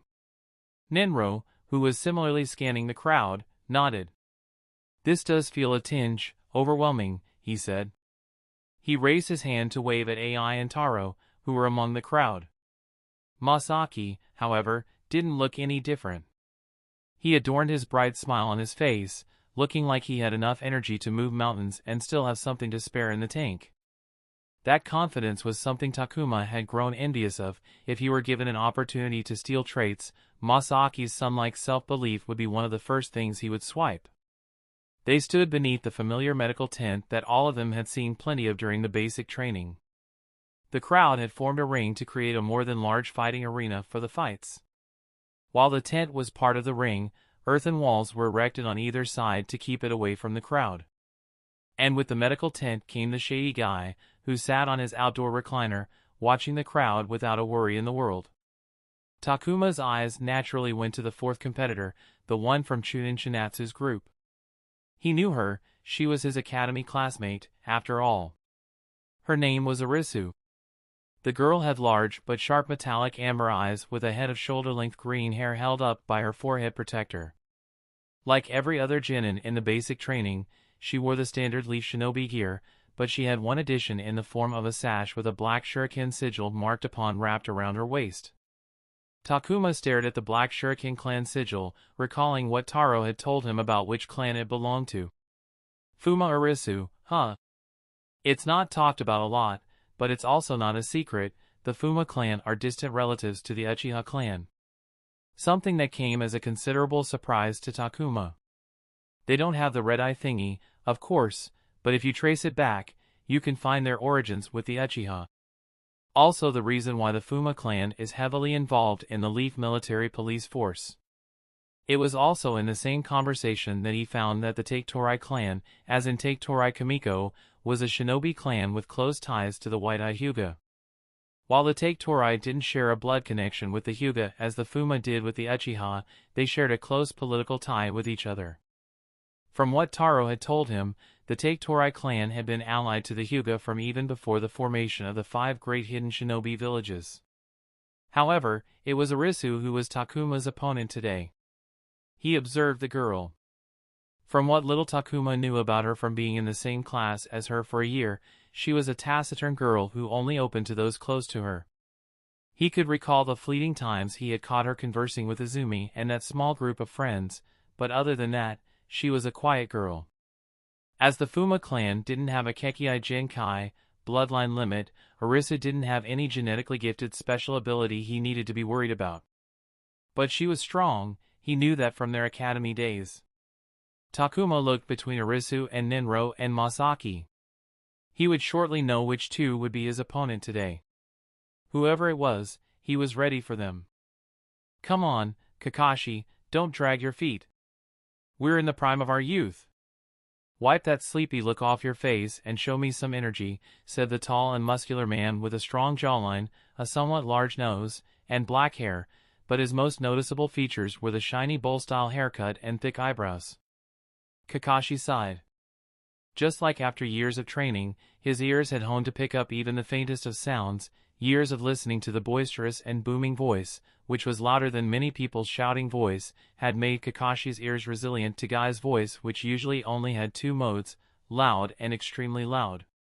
Or is acting aloof like this is the secret to you being cool? Damn you, Kakashi. It was not. It wasn't anything like that. Either speak quietly or don't speak at all, said Kakashi as he pulled up his face mask a little more. Why are we here?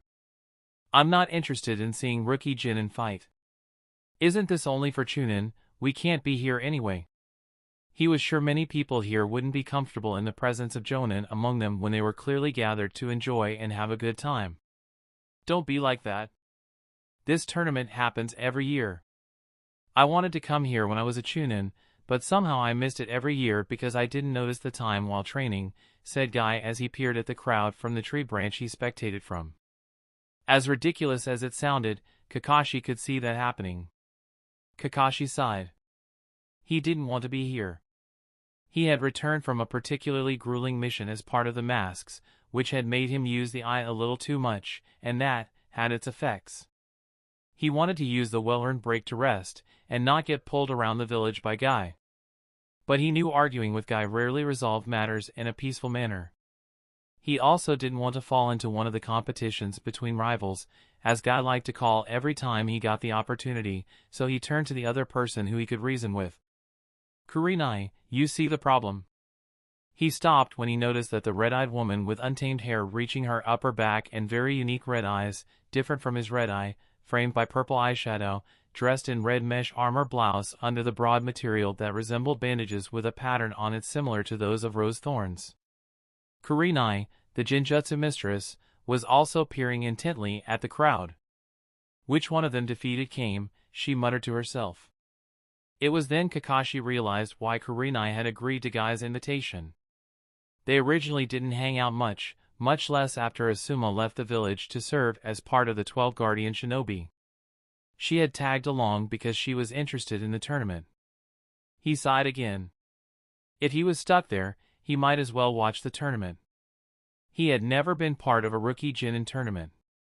It was a Genin Corp Genin exclusive event, and he, as a Genin who had been assigned under a Jonin, never experienced anything similar. He didn't even have a normal Genin experience. Having graduated early, he was placed under a Jonin sensei without accompanying teammates and had been trained alone. It was not until after he was promoted to Chunin did he receive his teammates. Kakashi closed his eyes for a moment and stopped the thoughts that he knew came with when he thought about them. He gazed at the crowd. He could see the Genin in this part of the basic training, wondering how many were actually functional shinobi. It had been a while since he had worked with anyone who wasn't exceptional at what they did. My dear people, the announcer took the center of the field. I couldn't feel any happier to have this big of an audience to host. I feel honored to be part of this with all of you. There were loud cheers from the crowd. After yesterday, we have 4 Genin remaining, who will be competing for the crown. By the end of the tournament today, we will know who will get the prize. Guy leaned in and whispered to Kakashi. I heard they're competing for a C-rank jutsu, he said. Now that was a tantalizing reward. For Genin right out of the academy, there was nothing better than a C-rank jutsu. Anything less they could earn it through missions, anything more would be too difficult for them to learn for a while if they weren't proficient in chakra manipulation. Then they were told that 3 out of 4 Genin were from under the same instructor and how rare it was for that to happen. Kakashi was confused for a moment before Kurenai explained how the selection worked. He looked towards the tent and saw how the 3 boys stood apart from the girl. He recognized the sash from the girl, the other 3, he couldn't pinpoint any features shared across members of the clans. For the fight of the semifinals, we have Yoshio versus Chinatsu, represented by Takuma and Arisu. Chapter 55, In the Field. Takuma kept his eye on Arisu as he walked onto the field among the cheers, hoots, and jeers. Arisu did the same and locked eyes with him. Takuma didn't look away and kept eye contact with the girl. It wouldn't do for him to lose the mental battle before the fight even starts. Takuma, Arisu spoke first. I am amazed that you have made it this far. He wasn't surprised and expected that response from every classmate he met. He shrugged. I mean, it was only 2 fights. In fact, I'm surprised that you're in the Genin Corps. Definitely thought you'd be living it high under a Jonin's teachings. It seemed I was wrong. Arisu narrowed her eyes. To Takuma, Arisu, with her stoic demeanor, sharp eyes, and no-nonsense air, seemed more like an Uchiha than Izumi. But that may be because he only had Sasuke and Itachi as his image of what an Uchiha was supposed to be. The announcer repeated his pre-fight instructions before backing away. Arisu slowly backed away and put some distance between them. Takuma also didn't make any sudden movements and took out a kunai from the pouch wrapped around his thigh. They began to move around in a circle, keeping constant distance, gauging each other to see if the other would make the first move. Takuma abruptly changed his course and briskly walked straight toward Arisu. With a deliberately loud grunt, he threw the kunai with as much force as he could produce. Arisu sidestepped and caught the kunai that cut through the air. She glanced at Takuma to see him now rushing towards her. The equilibrium was broken. From the moment she caught the kunai to the next moment she threw it back as she took another kunai that she sent in the shadow of the first. Arisu's movements were fluid as though combat was forged into her bones. Moving more on instinct than with sense, Takuma dodged the kunai, stumbled when the second one forced him to shift his body awkwardly to avoid it, straightened up, hands high, to catch the arms that held the large dagger hissing through the air towards his skull. Arisu screamed as she tried to force the dagger tip closer to Takuma's head. Takuma fell backward with his back on the ground and used the momentum to kick Arisu over his head. He was up the next second, and so was Arisu, who had landed on her feet with a cat's grace. Arisu slashed and stabbed with her dagger while Takuma dodged and evaded, his hands empty, not given a moment to retrieve a weapon. Arisu continued to push Takuma back with aggressive movements until she got one in. "Arg!" Takuma gasped when a stab left a cut on the side of his forearm. He gritted his teeth, and targeting a short rest in Arisu's movements, he stomped on her foot as he headbutted her in the forehead, leaving her off balance to react in any meaningful way when she got kicked in the gut, sending her several flying feet. Wanting to cement the momentum on his side, Takuma ran towards Arisu, and up the dagger she had dropped after being kicked. As with any shinobi, getting hit was second nature. Arisu had already shaken away most of the hit and was on her knee with her hands joined together. It took a moment for Takuma to register that Arisu was wielding a jutsu, and then another moment to decide whether he should stop or continue onwards. He dug his heel into the dirt, but the moment he stopped, he was hit by a wall of wind that sent him flying back. He knew what this jutsu was because he had been hit by it once before. However, recognizing after the fact was no help to him at all. He hit the ground, head first. Takuma hadn't felt more disoriented in his life, and he had been kicked in the head multiple times during the academy. The ground had turned gray, and everything went and came out of focus. He tried hard to concentrate, but his mind refused to obey. But one thing on the boundary among the audience did catch his attention immediately. Is that? He didn't see Arisu flying towards him, feet first. Arisu hit your boy so good that he got drunk. Yoshio clicked his tongue as he peered down at the woman beside him. She was honestly a beautiful woman with a stunning figure, regal looks, and for most measures, had a good head on her body. One probably couldn't ask for more. Only if she didn't have that crude mouth attached to her, she would be perfect. "The fight isn't over," he said. He wanted to fight back with a witty quip, but seeing Chinatsu's girl dropkick a distracted Takuma in the chest didn't leave him with much creative freedom. "You did a good job training your bunch, Yoshio. For them to have made it this far, it's more than enough." Chinatsu smirked when she saw a staggered Takuma barely avoid Arisu's blade. "But as it is every year, a child from a shinobi clan or family will win this year as well. Be proud, you managed to get 2 outsiders and the worst of the Leafs batch to semifinals. And one of them will even get to the finals." Yoshio glared at Chinatsu, who shrugged with a raised brow and smile. There was a trend in the basic training final tournament. The winner would always be with a shinobi background. Maybe it was an easier access to jutsu, or an increase in effort put after not getting picked up by a jonin, or peer pressure, or maybe it was because the civilian genin who could match were taken by jonin, while good clan/family genin remained unselected. Whatever it was, probably a combination of everything and some more, the trend continued. Yoshio removed his eye from Chinatsu and observed the fight. Takuma still struggled. Any and all momentum had completely shattered after he was thrown back the futon jutsu. As bad as it looked, Yoshio still thought that Takuma could win. The kid had been beaten worse than this and had still won. "Don't worry though, if you beg nicely, Mama would maybe share a portion of her winnings with you. After all, Arisu would be winning by thrashing your genin." Chinatsu winked at him with a smirk. Yoshio ignored the crazy bitch and kept his eyes on the fight. He frowned when Arisu all but walked into Takuma's personal space without an iota of resistance. He would have broken every bone in his opponent if they strolled in like Arisu had done. "Come on, brat. Get back into it." She was going to the finals, thought Arisu as she stepped close to Takuma, who didn't put any resistance. For a second there, she was worried as the fight had progressed a bit too fast and out of her control in the start.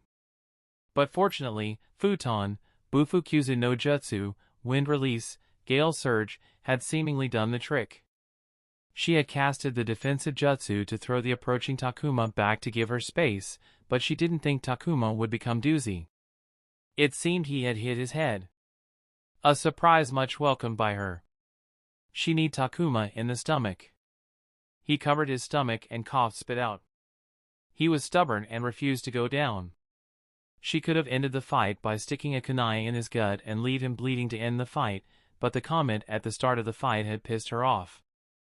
The look from her father when she had told him that the Jonin had failed her was the most distressing thing in her life. She had never seen him so disappointed. After that, everyone had a look of pity in their eyes. Even Izumi's efforts to cheer her up seemed like sharp barbs digging into her. She didn't need to be reminded of that by the dead last. I might be in Jinin Corp, she leaned in, whispering it into Takuma's ear, but you're not ever going to get out of it, dead last. Deciding that she had enough, Arisu decided to end the fight. But as she was pulling away, she felt a hot breath near her ear before she felt something wet against it, followed by something solid touching her ear.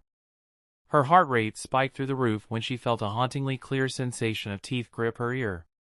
Shocked, she jerked her head back. Bad move, as when she did that, the teeth dug harder in and Takuma pulled. Arisu screamed from the intense ripping pain. Her hand instinctively went to her ear, and when she looked at it, her palm was covered in her red. Arisu looked up at Takuma. The boy had blood on his lips, red staining around his mouth. "Thank you for not hitting me in the head again," he said between sharp breaths that matched the rise and fall of his shoulder. "It took me a while to get my head right. It would have been tough if you had kicked it in." "You bit my ear." Arisu screamed at Takuma. Ripped a chunk right off," he spat, "and the taste of metal did the trick, woke me right up," Takuma said. "Sorry, can't lose this fight," he gestured to the side with his chin, but Arisu didn't look. He was obviously trying to bait her into looking away. "Let's go, I'm ready for round 2. He then charged at her. "Did he just bite her ear?" Kurenai commented in shock. "I think he did," Guy commented, surprised as well. Kakashi was shocked as well. He had seen many things in and out of combat, but someone biting their opponent's ear off during a fight was a first. For the first time, he felt interested in watching the fight. "Takuma, was it?" "While I appreciate the effort, with the beating he took, the chances of him winning are quite low," he said. "Do we know if he knows any jutsu?" Both Guy and Kurenai shook their heads. "I know that he's from a civilian background," said Kurenai. "If he has gotten this far, he must have gotten mission points through the training program," Guy noted. "He must have bought a jutsu, only a fool would hoard the points." "Or there was a chance that he bought the jutsu but didn't have enough time to learn it," thought Kakashi. But he doubted that was it. D-rank jutsu were easy to learn. He had learned his first one in less than an hour. Takuma lunged at Arisu, but the girl holding her bleeding ear jumped multiple times to put a large distance between them before Takuma could reach her. She glared at Takuma, who started to run slowly jog towards her, and took out a finger-sized scroll from her person. "A storage seal scroll?" Guy put his hand above his eyes as he peered at the field.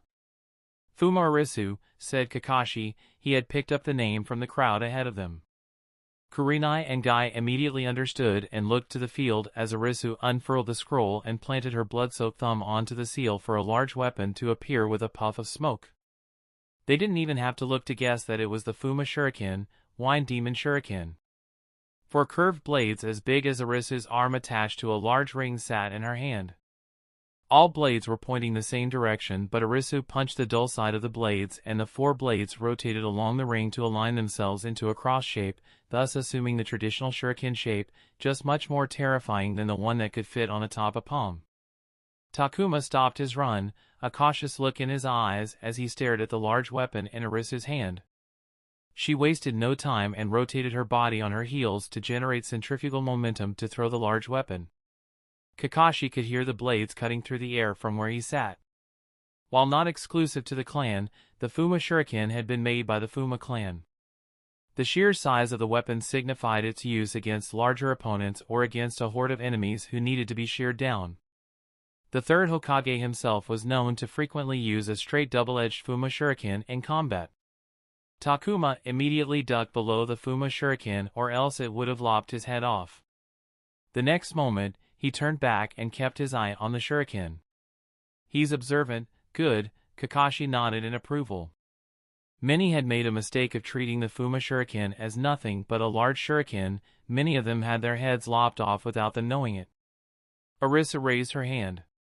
A metal wire almost invisible to the eye became visible, and the shuriken that was already turning and coming back suddenly shifted and spun along a line that headed towards Takuma, who again sidestepped to avoid the large meat shredded. Arisu frowned and pursed her lips as the shuriken hit her hands, the weight causing her to take a few steps to stabilize herself. "Not optimal in an open field like this," said Guy, shaking his head. "It would make her better to engage in close combat." As if she could listen to him, Arisa ran towards Takuma with the Fuma Shuriken in her hand. She hit the blades and it began to rotate like a fan. She threw the shuriken and used the metal wires to keep it in control as if swinging a scythe on a chain. Takuma jumped away from the reach. The shuriken revolved around Arisu like the earth did to the sun, and she increased the leash for the shuriken to go farther than where Takuma was at. "She's trying to trap him in the wire," Kurenai narrowed her eyes. The metal wire grazed Takuma's arm and snapped him out as he jumped up to get to the other side of the wire before it could wrap around him. Arisa pulled shuriken to her, and with frustrated yell, she collapsed the shuriken and pulled it apart into two parts, each having two blades that she wielded like dual swords by the rings, only unlike swords, she had a pair of two shuriken blades. Seeing Arisa charge, Takuma raised his hands to weave hand seals. Kakashi perked up. What jutsu had the ear-biting kid chosen? Which element suited him? How did the jutsu fit into his combat, and how would he change it? All those thoughts went through his mind only for him to recognize the hand seals. Bunshin no Jutsu? A large puff of smoke covered the field only to be cleared away immediately to reveal 24 or so Takuma standing in its place. It wasn't an elemental clone jutsu, or as unlikely would have been the Kage Bunshin no Jutsu, shadow clone jutsu, but the simple illusory clone. What was this Takuma trying to do? Arisa faltered for a second with shock and apprehension, but when her eyes went to the ground near Takuma's feet, fury returned in them, stronger than before. She roared as she sprinted towards the clones, and the clones did the same, but without any sound. From Arisa's point of view, she maybe wouldn't have been able to see it through the horde of clones blocking her view, but from Kakashi's vantage, he could see it clearly. One of the Takuma, most definitely the real one, was hanging back, only slowly walking forward, his hands joined to make another set of hand seals. "Kakashi?" Guy spoke. Kakashi knew what he wanted, so he stared at the hand seals. "Right-hun. Shaku," he predicted.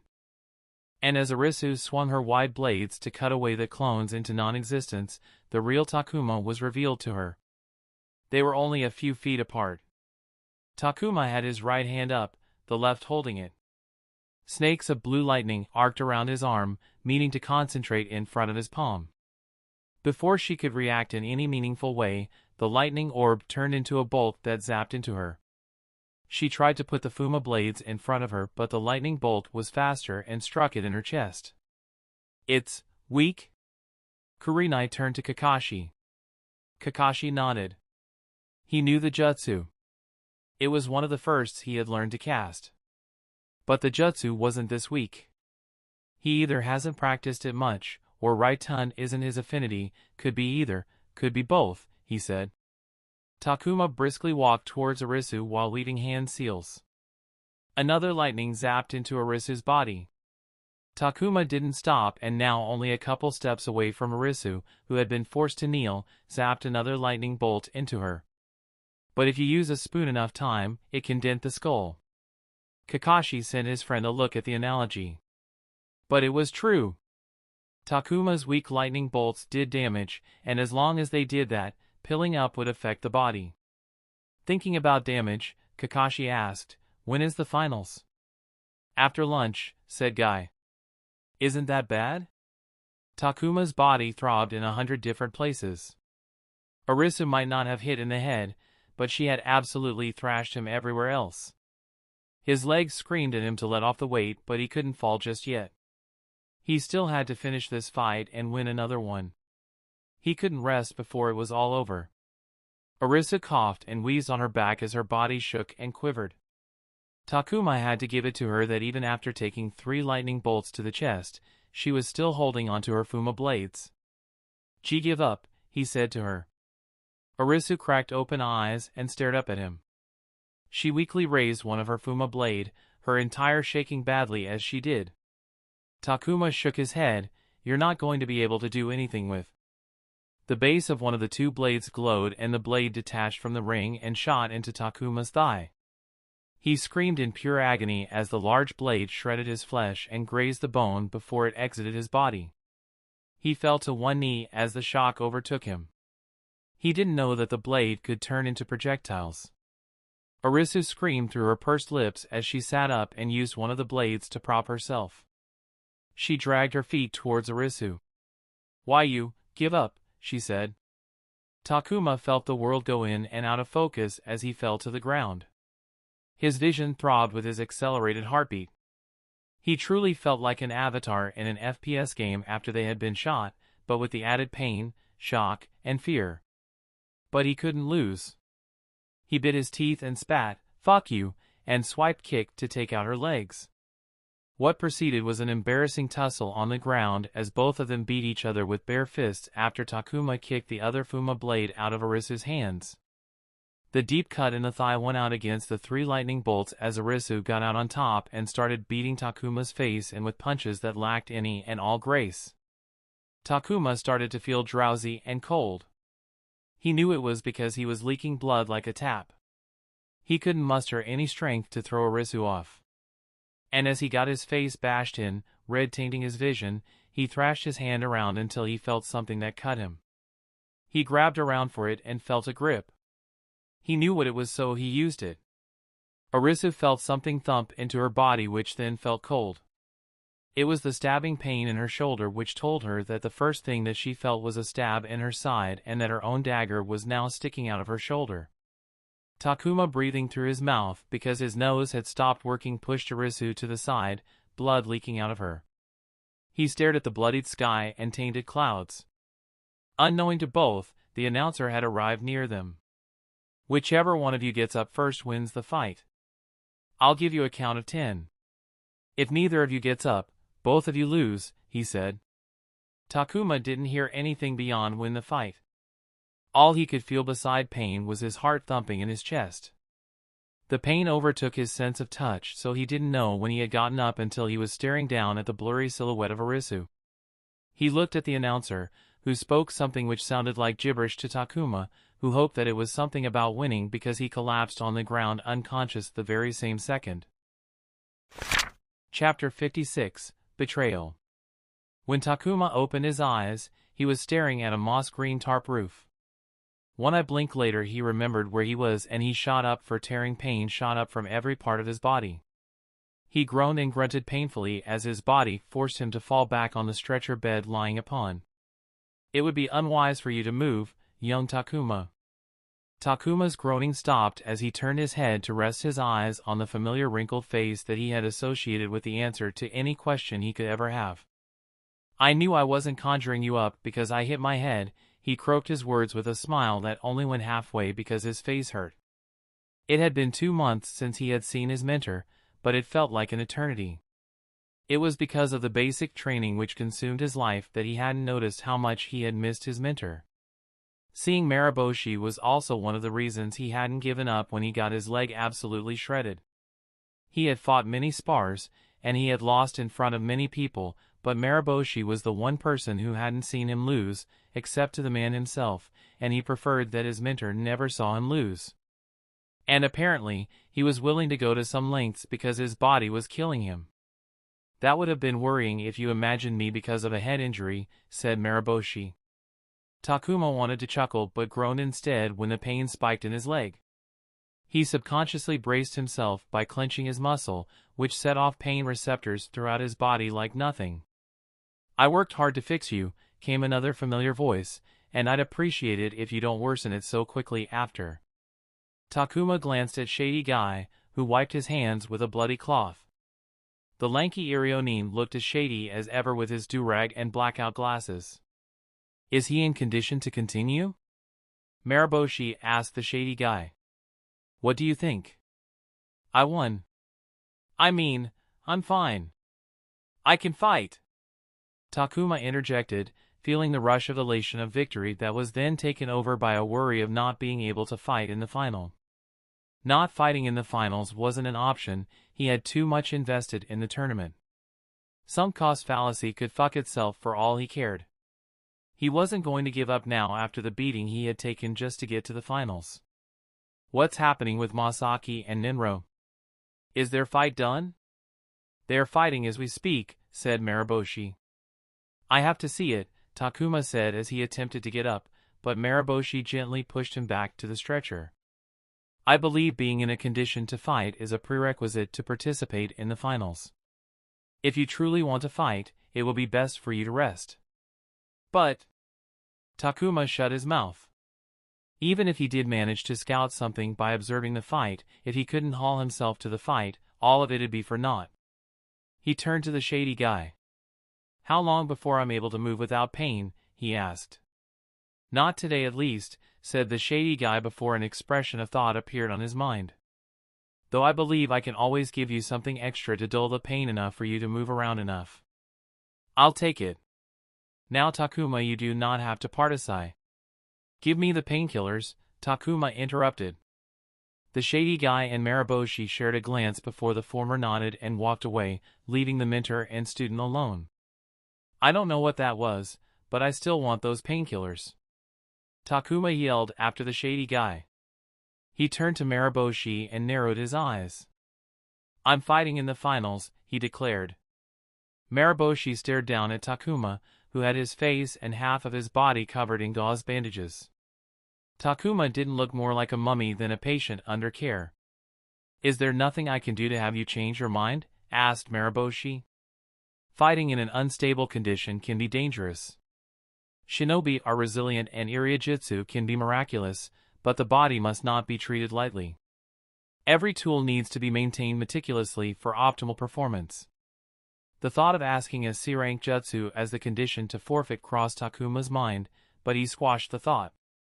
He couldn't ask Mariboshi to buy him a jutsu. He needed to earn it on his own. He shook his head. Mariboshi sighed. I wonder if I made a mistake in my teaching for you to turn out to be so stubborn. Takuma tried to smile through the pain in his facial muscles. Damn, Arisu. She had truly bashed every part of his face thoroughly.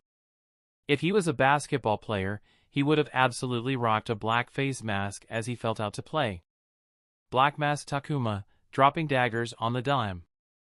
The finals are after lunch. Depending on how long your friend's fight go, you have a little under 2 hours to rest. Let us hope that is enough time for you to recuperate enough. It better be enough, Takuma sighed. I spent all my mission points so that I could win the tournament.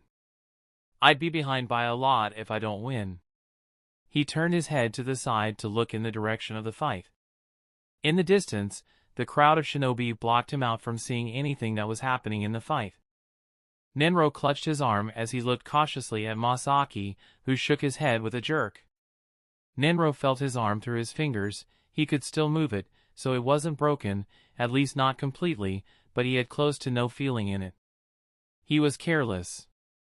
Getting close to Masaki was dangerous, he knew that. It was dangerous even if Masaki was under the binds of a genjutsu. If he had been cautious, he would have been able to avoid Masaki striking him with those knuckle dusters of his right after suddenly breaking the genjutsu.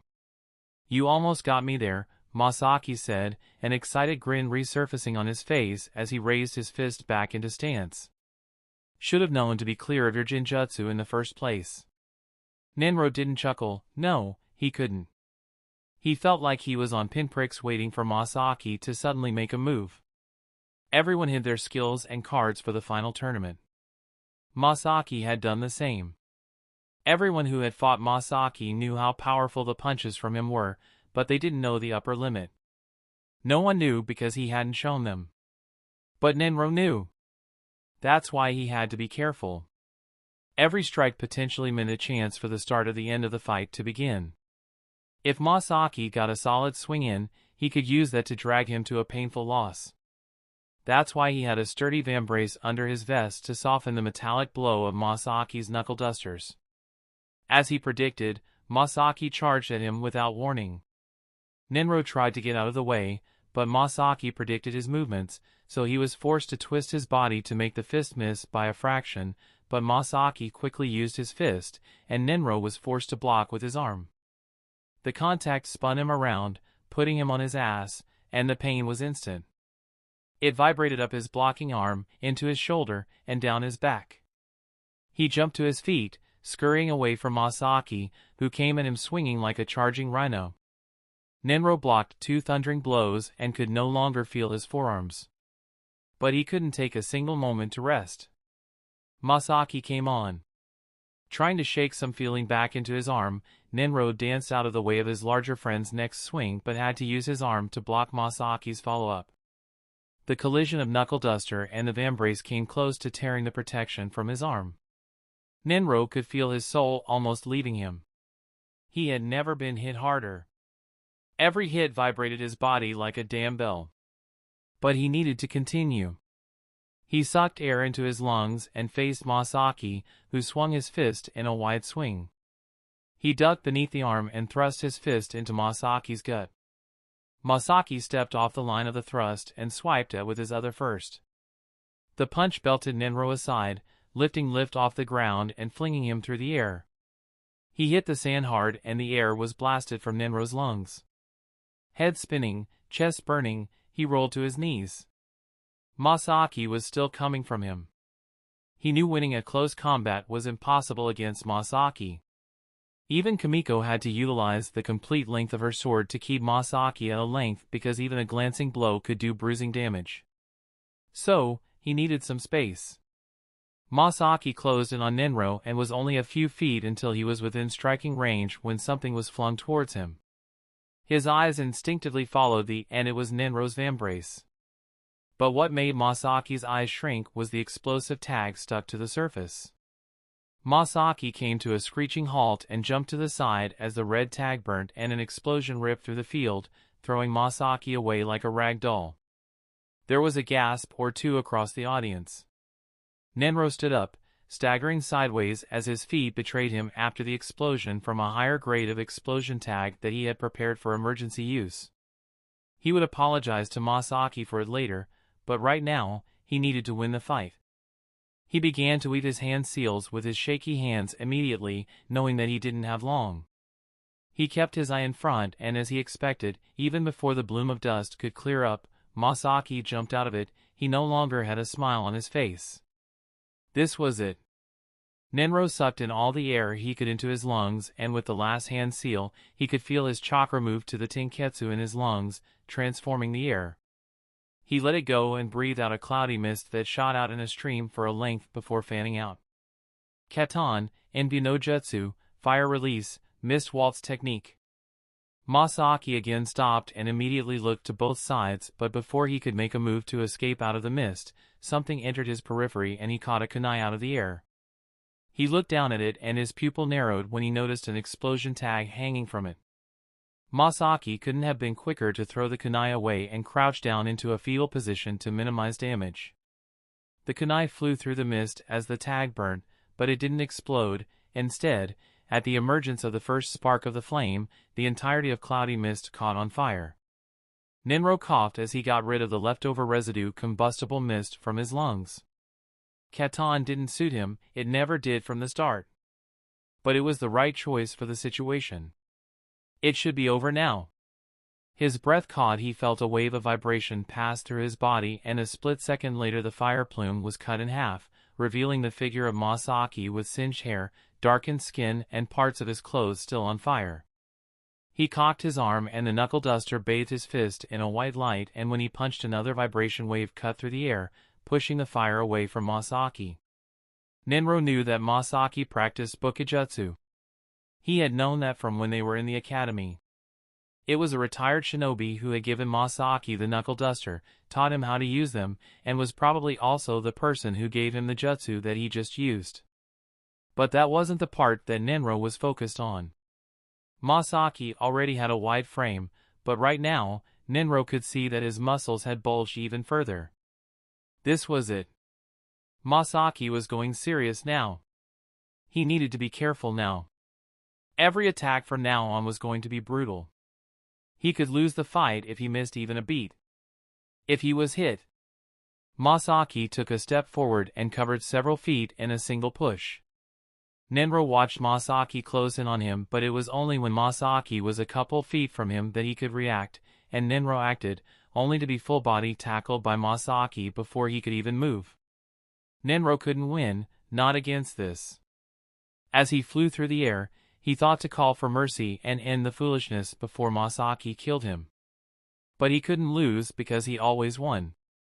Nenro ragdolled across the field, hitting and rolling the ground multiple times before coming to a stop. He almost reached the edge of the field, where the spectators stood. And when Nenro stood up, the crowd behind him went mad. Across the field, Masaki clenched his fist and the knuckle dusters released a lethal glow. Chapter 57, Climaxing Peak. He felt a pang of pain in his chest every time he took a breath into his lungs. The ringing in his ear was deafening. Every twitch of a muscle pulled on his singed skin, a reminder that he had just bathed by fire. The only thing helping him concentrate through the bouts of dizziness was his sole focus on the one who had put him in the state and the one to return the favor. Masaki tightened his grip, feeling the metal against his fingers and palm as he felt the chakra flow through his body into his special knuckles. The moment the metal absorbed the chakra, he shot towards Nenro like a bullet. Nenro was many things, but he wasn't faster than him. He couldn't play keep up. Once in range, it was dodge, block, or strike back. Masaki swung his fist hard enough to disembowel, glowing chakra metal or not.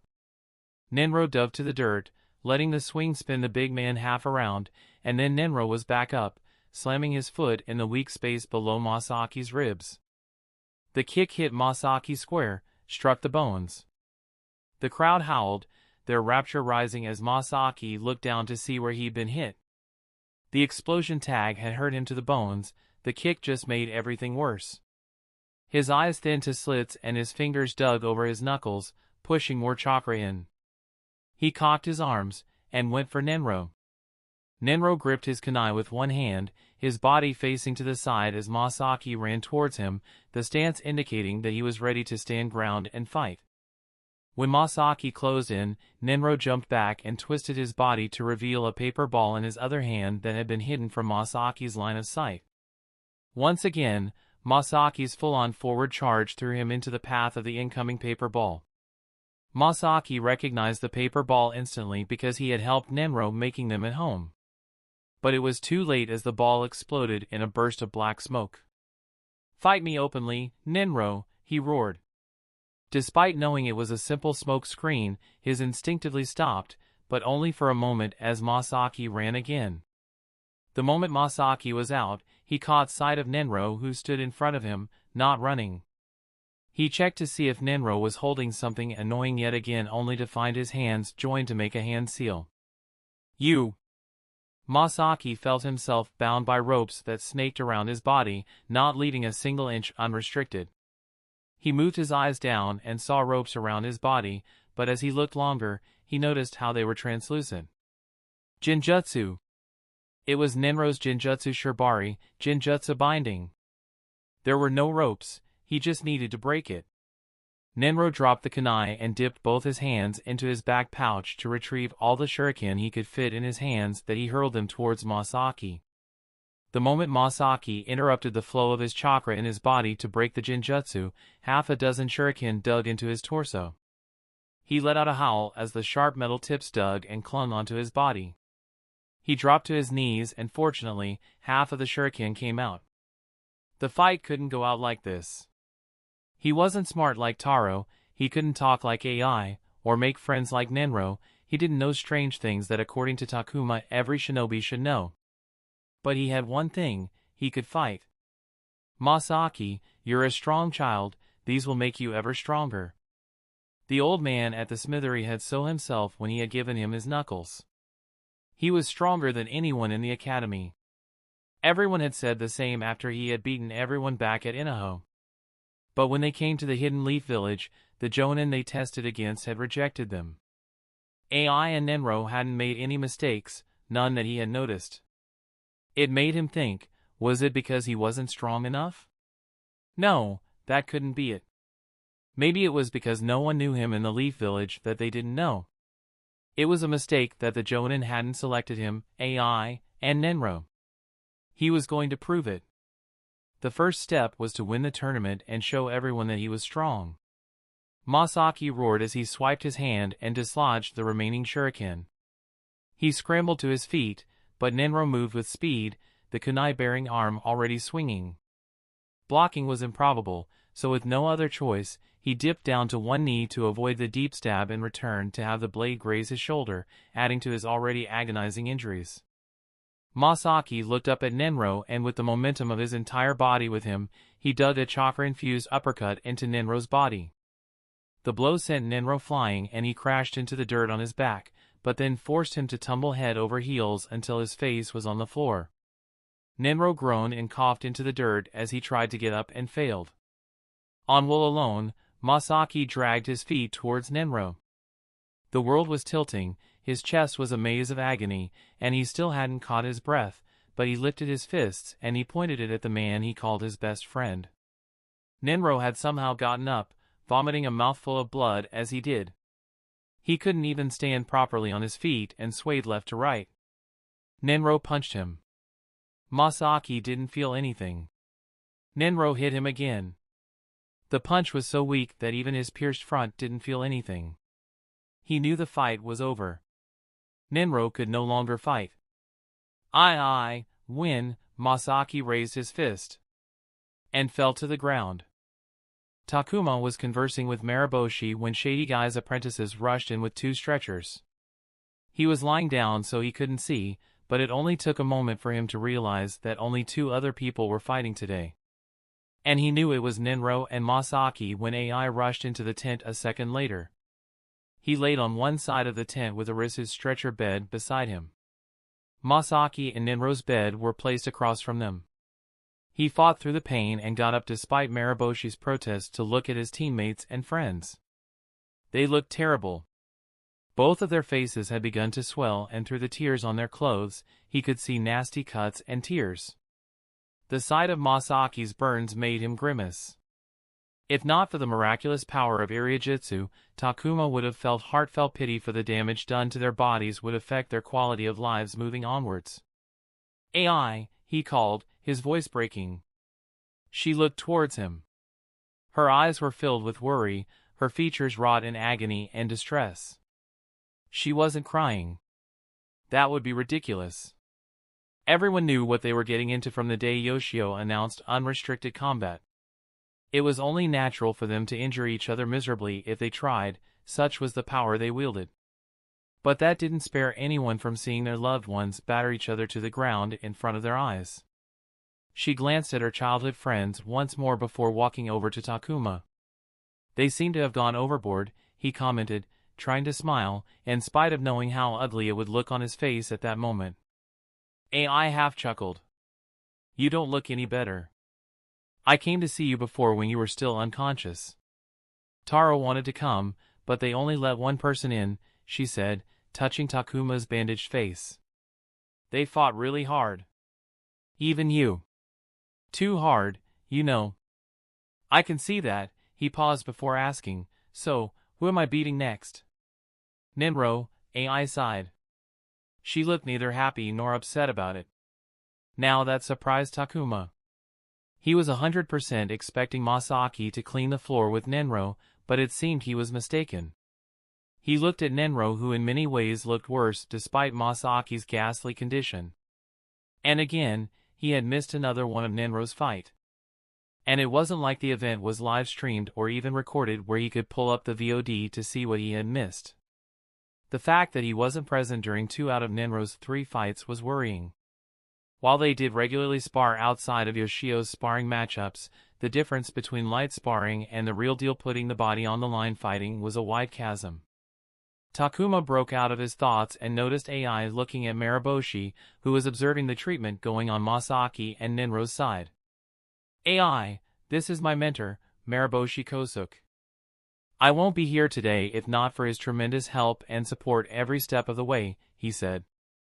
Maraboshi looked at AI and smiled, and Takuma introduced the other side. This is Matsushima AI, one of my teammates. He pointed to the other side. Those are my other teammates, Nenro and Masaki. I've been getting beaten together with them. It's a pleasure to make your acquaintance, young lady. Maraboshi bowed like a gentleman. AI was left flustered for a second before she returned the bow with her greetings. Takuma smirked seeing her lagging in communication like that. The tent flaps were pushed aside for Yoshio and the other Chunin instructors to enter alongside him. Yoshio scouted the scene in front of him and his gaze stopped in surprise when he saw Maraboshi. He bowed to him, that Maraboshi returned. No words were exchanged between them. Takuma felt Yoshio giving him a peculiar look for a moment before he turned to speak to Shady Guy. Will they be in the condition to fight? First of all, don't enter my space of work without my permission, replied the Shady Guy with his back to them as he operated on Masaki. If they want to fight, I can patch them enough for another fight. It'll hurt much worse afterwards. I'm ready to fight, sir, Takuma voiced his opinion. Noted, Yoshio nodded. But they're so injured, AI joined the conversation. Neither of them is clearly not ready to fight. Can't we postpone the fight to another time, sir? Chinatsu, Arisa's Chunin instructor, sneered. Postponement isn't in the room, much less the table. Didn't you see the crowd outside? They took time out of their work to come see the fights. They won't come another time. If one of them isn't in the condition to fight or willing to fight, it'll automatically count as a forfeit and the other will be crowned the victor. A nasty grin appeared on her face. Of course, if neither of them is up for the fight, that's fine as well, it's just that no one will be getting the final prize. She gave Takuma a stink eye as she finished. Maybe she was pissed that Arisa didn't win. A frown appeared on AI's pretty little face as she turned to Yoshio, who nodded. I am fighting, said Takuma. AI looked at him and seemed to want to say something, but didn't. She knew as well as him that after coming this far and having been beaten so much, there was no way that he was going to back out now. The question now was if Nenro was willing to participate in the fight. And from the looks of it, they would only when Nenro was in a condition to voice his thoughts. The answer came almost immediately. From across the room, Nenro said in a breaking hoarse voice, I will fight. Takuma peered across to Nenro's bed. He couldn't see the expression on his face as Nenro was lying down, but Takuma could see the trembling hand that was balled up into a fist. At that moment he knew Nenro was going to make it in time for the fight no matter what. Chapter 58, Takuma's Jutsu. Takuma breathed out a shaky sigh as he hobbled out of the medical tent. Whatever Shady Guy had given him had dulled the pain, but his body felt stiff like a wooden plank. He would be as good as a standing target if he entered a fight like this. He needed to regain functional combat mobility before the fight started. You have been busy the last 2 months, Takuma said to Maraboshi, who accompanied him out. I haven't seen you once since I've been in basic training. A mission took me and a team outside the village. We were posted on a trade route with reports of being targeted by bandits and thieves targeting cargo caravans. What was supposed to be a quick string of arrests turned into rooting out a cartel hiding deep inside a forest. That sounds exciting, Takuma said, stretching his torso. Maraboshi shook his head. It was not. We had to ensure not to make our presence known. If the travelers got to know that shinobi were hunting down bandits, they might take a different route to avoid any problem, which would affect the toll fee collection on the route. The patron didn't want that. We pretended to be travelers and went back and forth along the route, waiting for a bandit to target us. When we got one in the trap, we found out about the cartel growing in the forest. Then we had to plan how to root them out with the numbers we had. It took a lot of time in the jungle to find them. What was supposed to be a somewhat long C-rank mission turned into an almost B-rank mission purely on the scale of the problem we ended up dealing with. From Mariboshi's sigh, Takuma felt he shouldn't have asked. "How has your time as a genin been?" Mariboshi asked with a smile. "I have been punched, kicked, slashed, stabbed, thrashed, had my bones broken, and anything else you can think of, more in these 2 months than in my entire life," said Takuma. "On the other hand, I learned how to tree climb, so I guess that balances things out." He had multiple times pretended to be Spider-Man in his home by scaling the walls and ceiling, friendly neighborhood vigilante style. He appreciated Mariboshi's company. He didn't like to think about tests, presentations, and interviews on the day they were supposed to happen. His preparations would end the day before, and the day itself was for relaxing before nervousness kicked in at the last moments. This kept his mind off the fight. "I would have never expected you to choose a Raiton, lightning, jutsu for your first. I had pegged you to have chosen either Katon, fire, or Futon, wind, as your first," said Mariboshi. "Maybe I should have gone that way." "Shaku is weak," Takuma clicked his tongue. He had to use the jutsu thrice on a Promarisu, and she could still overpower him in the ending tussle. If not for the lucky dagger, he might have not won the fight. "I visited your home when I was deciding, but you had already left," he sighed. He wished he had chosen one of the alternatives. Even then, he hadn't chosen either Katon or Futon as his second jutsu. "Did you check your affinity before choosing your jutsu?" asked Mariboshi. "Affinity? How do you?" Takuma trailed off when he noticed Yoshio walk towards them. He glanced behind Yoshio and saw that the shinobi had returned for their lunches. "Is it time?" he asked. Yoshio nodded and walked into the medical tent. Takuma turned to Mariboshi. "I guess this is it. Wish me luck." The time for nervousness had arrived. He felt his body temperature rise as it would always in moments of high stake. "You have worked hard. I believe that you will win." "Do you believe you will win?" asked Mariboshi. Takuma nodded. "That's all you need." The tent flap was pushed apart, and Yoshio stepped out, followed by Nenro, accompanied by AI. Their eyes met, but neither said any words and chose to observe the other. Takuma smiled dryly. Nenro was wearing a fresh set of clothes. Except for bruises on both sides of his jaw and the black eye on the right eye, Takuma couldn't see any visible injuries. This meant that if he wanted to hit somewhere it hurt, he would need to find it through Nenro's reaction. On the other hand, Takuma was wearing the same set that had shredded, ripped, and torn all over from his fight with Arisu, readily showing the bandages underneath. "Any of you want to forfeit before we head over?" Yoshio asked. Both shook their heads. They had fought to fight this particular fight.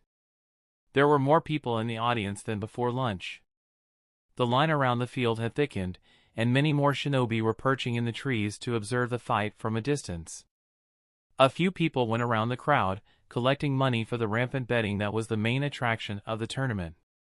The announcer walked to the middle of the field and stood at the center for a moment until he had everyone's attention.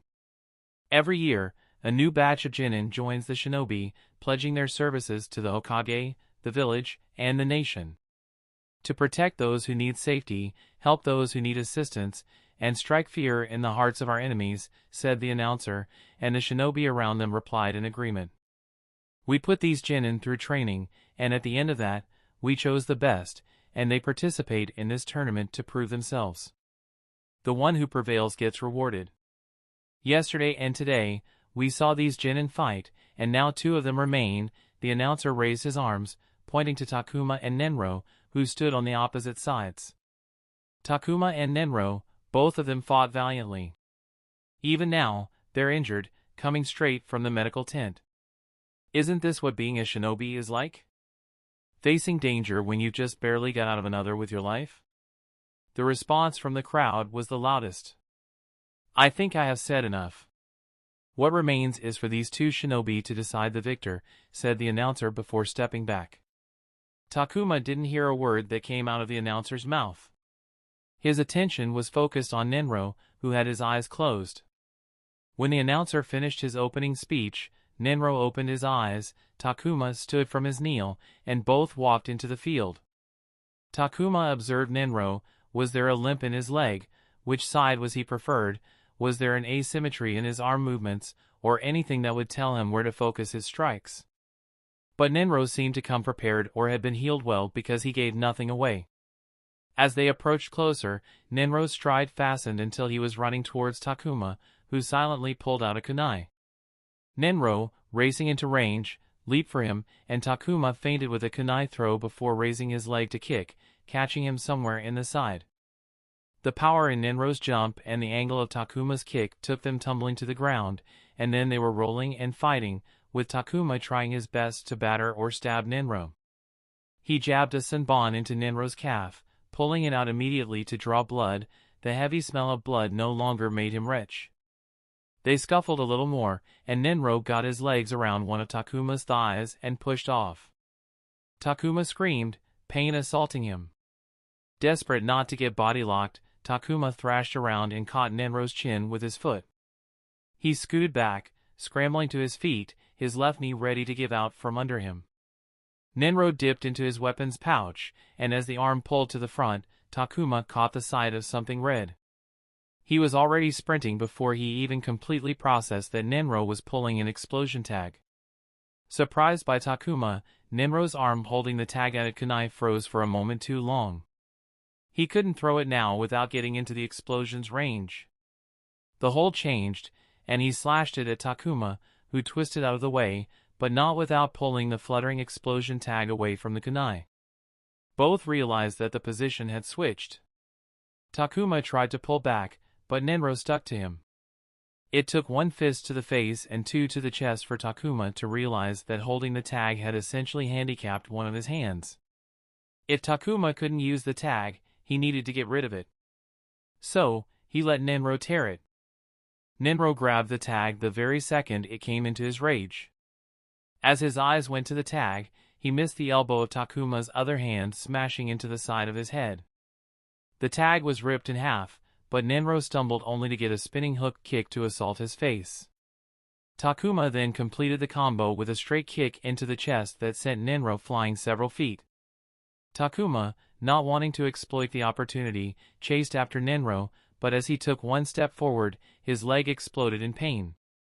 His knee buckled so badly that he was forced to kneel. It was the foot that Arisu had sheared with her Fuma blade and the same foot that Nenro had gotten a hold of. He must have torn what Shady Guy had patched up. "Fuck," he screamed. That was all the time he had to acknowledge the pain spike as he somehow stood up and started to weave hand seals. If he couldn't stab, he was going to shoot. Takuma's hands moved sluggishly as it took an ungodly amount of effort to direct the chakra with the pain clouding his focus. Nenro looked like an undead zombie when he got up. He looked like he couldn't stand in one spot with the amount he swayed. When Takuma shot the lightning bolt, it took an ugly jump to the ground for him to dodge. Takuma screamed in frustration as he readied another right ton, shaku, lightning release, shock.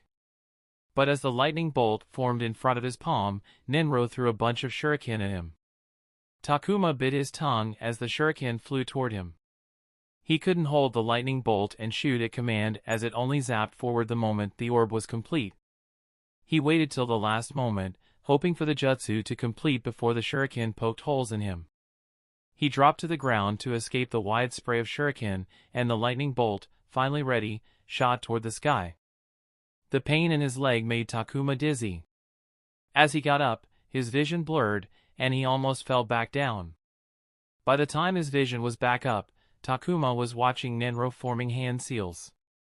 "That's not how you do that jutsu," said Nenro as he aimed his open palm toward Takuma. Arcs of lightning snaked around his arm, concentrating into an orb in front of his palm. "This is how it is done." Takuma's eyes widened as the orb turned into a lightning bolt. Everything was different, the speed, the power, the intensity. Takuma's version was outclassed in every single way. He tried to get away, but his leg betrayed him, and the lightning bolt struck his shoulder. Nenro watched as Takuma dropped to the ground. He felt drained. He had used Jinjutsu Shibari, Jinjutsu Binding, twice and Katan, and Bino Jutsu, Fire Release, Mist Waltz technique, once against Masaki and now using Raitun, Shaku against Takuma had used too much chakra. If he was in his top condition, he could cast another Enbyu no Jutsu or Shaku, but right now, with the injuries he had, he knew that a single weak cast of Jinjutsu Shibari would be a stretch for him. He dragged himself towards Takuma. The fact that the announcer hadn't interrupted meant that Takuma hadn't been declared unable to fight. He took out a kunai to end the fight with a fake stab. He had won. In a few seconds, he would have proved he was the best among his peers. And he would have established that in front of a crowd of Chunin. They had bet money on every fight, and in doing that, they had seen his name, spoken his name, and they'll remember that name. If the Chunin considered him valuable, they would choose him when they assembled teams for higher-rank missions. He needed that to rise quickly in the ranks. His plans for getting selected by a Jonin hadn't been successful. If that had succeeded, he wouldn't have tried so hard, but in the Genin Corps, where the mandatory service as Genin was 30 months, he needed positive looks for higher-ups with power to fast-track it. He looked down at Takuma, shaking while grabbing his shoulder with painful groans. There was no competition.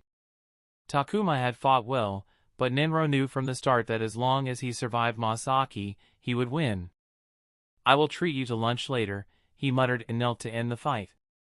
Takuma stopped shaking, and the next thing Nenro knew, dirt was thrown into his face. Nenro hurriedly squinted his eyes and started rubbing them to get the dirt out of his eyes in alarm. It was a beat later, he realized that Takuma had been pretending to be prone. He was in danger. "I need to get away." But it was too late as he heard a painful roar before Takuma's hands slammed into his ears. Nenro didn't need the ringing in his ear and the urge to puke to realize that his eardrums had just ruptured. He kicked on instinct and his foot made contact. Nenro scuttered away and stood up as he continued to rub one eye as his other hand held up a kunai. He felt exposed and scared. He couldn't see anything, and neither could he hear anything. His sense of smell didn't help him at all. He managed to painfully open his eyes to see Takuma standing in front of him. Pain marred his face, and he looked absolutely terrible. But that wasn't Nenro's focus. His one eye was fixed on the hand seal formed by Takuma's eyes. What was that jutsu? How had Takuma managed to hide another jutsu till now? The sunny day with a clear sky suddenly turned into winter without cold as thick mist suddenly invaded the surroundings. Within seconds, Nenro went from being able to see the horizon to not seeing what was a few steps in front of him. He couldn't see in any direction. Even when he looked up, the mist was all he saw. Was this Jinjutsu? He immediately tried to interrupt the mental energies to break the Jinjutsu, but the mist didn't disappear. This wasn't a Jinjutsu. It was then he realized why Takuma had damaged his ear rather than when he could have used that effort to stab him. He couldn't see anything. He couldn't hear anything. He had been trapped. Thwip! Nenro felt a thud in his back, and he knew he had been hit with something. A grunt escaped him, and 3 more things pierced his body. Nenro closed his eyes. He couldn't take it anymore. The fact that he could feel sharp pain despite having been given medicine that dulled the pain told how much damage had been done to his body. If only it wasn't Masaki that he had fought. But he couldn't give up. He could win this. He always did. He just needed to push through. And those were Nenro's thoughts as he collapsed down to the ground with 4 kunais sticking out from his back. Chapter 59, Upcoming Main Events. Recovering after the final tournament taught Takuma the importance of, if he could put it plainly, not getting his body fucked during a fight because even with the miraculous power of Iriajutsu, the recovery period was just plain awful. There was a limit before the Iriajutsu healing became a burden on the body, and natural healing with time was needed to get it back to top shape. Around-the-clock stiffness, spikes of pain on even the slightest movements, and the annoyance that came along with everything were just miserable. Even after almost a week of bed rest, he felt frustrated that his body wasn't moving as he wanted it to. However, he was thankful to be out of bed. As much as he enjoyed rest and looked forward to sleeping in his bed after a tough day of work, the sweet instant sleep that came after collecting fatigue throughout the day was a bliss of the highest kind, but spending every moment tied to a room got tiring real quick. Dressed in the Leaf Shinobi uniform, Takuma walked into one of the administrative buildings in the Shinobi cantonments in the village. He asked around and found his way to one of the many small offices lining a corridor. Takuma knocked on the door and stood by the threshold until Yoshio called him in. "Come sit," said Yoshio from behind the neat but packed desk with documents, stationery, desk decorations, and photo frames. The sight of the burly Chunin, with the body rivaling a professional bodybuilder, sitting behind an office desk looked staged to Takuma's eyes. "Good afternoon, sir," Takuma said as he sat across from his instructor. The room was a small office with one wall covered with filing cabinets, drawers, and shelves filled with files, scrolls, and paperwork. The other walls were covered with calligraphy hanging scrolls, a fish ink print, some old weapons, a collection of fuinjutsu tags under a photo display, and other shinobi-related knickknacks. "How are you feeling?" asked Yoshio as he set aside the documents he worked on. "Stiff, sir. Irionin's healing has worked wonders as always, and I believe I'm ready for duty." "Good, good. It wouldn't have looked good if you were absent during your batch's briefing." Takuma's batch of Genin had been given a 10-day break till the start of the following month before they officially started as on-duty Genin. "Do you know why I called you here?" Takuma gave his words a short thought. "My reward for winning the final tournament," he decided to be direct. The thing that kept him alive during his recovery was the thought of his pending reward. He looked forward to his first C-rank jutsu. Yoshio grinned with a snicker. "Right, the reward. I didn't expect out of everyone in the batch, you'd be to receive it. I bet myself that it would again go to one of the clan brats who didn't appreciate it." A fresh surprise for it to go to someone who it'd truly help, he got up from his desk and asked Takuma to follow. They exited the building, and Yoshio led them deeper into the cantonment where they arrived at a heavily guarded building with high and thick walls. The building was unmarked and looked unremarkable in every way except for the fact that they had to go through 3 layers of security, each with increasing levels of security and a number of shinobi who scrutinized both Yoshio and Takuma with unguarded suspicion and distrust. They checked their shinobi identification and asked them to submit their weapon packs on the counters before letting them enter. Yoshio handed one of the guards something and told him something while Takuma was submitting his weapon packs. The same guard then led them into the building. "What is this place, sir?" Takuma whispered to Yoshio as they followed the guard.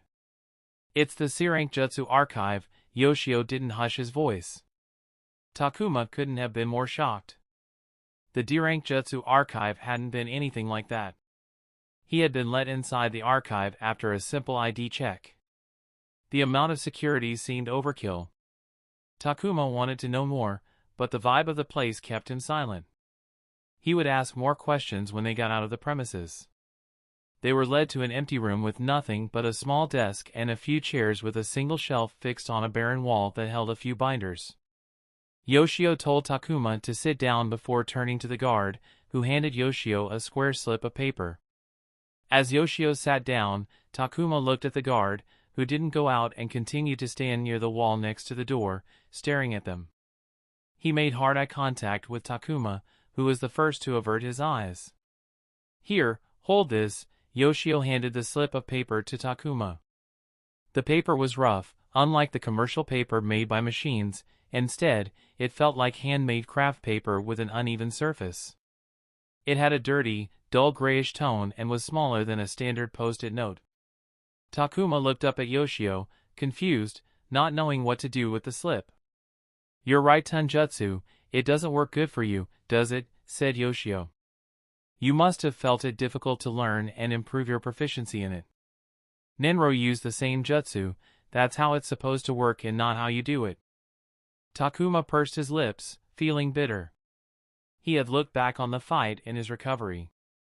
After the surprise that Nenro had chosen the same jutsu as him and hadn't said a word to him about it, his thought had gone to how much better this teammate was at the jutsu than him. It wasn't even a competition. It wasn't just that.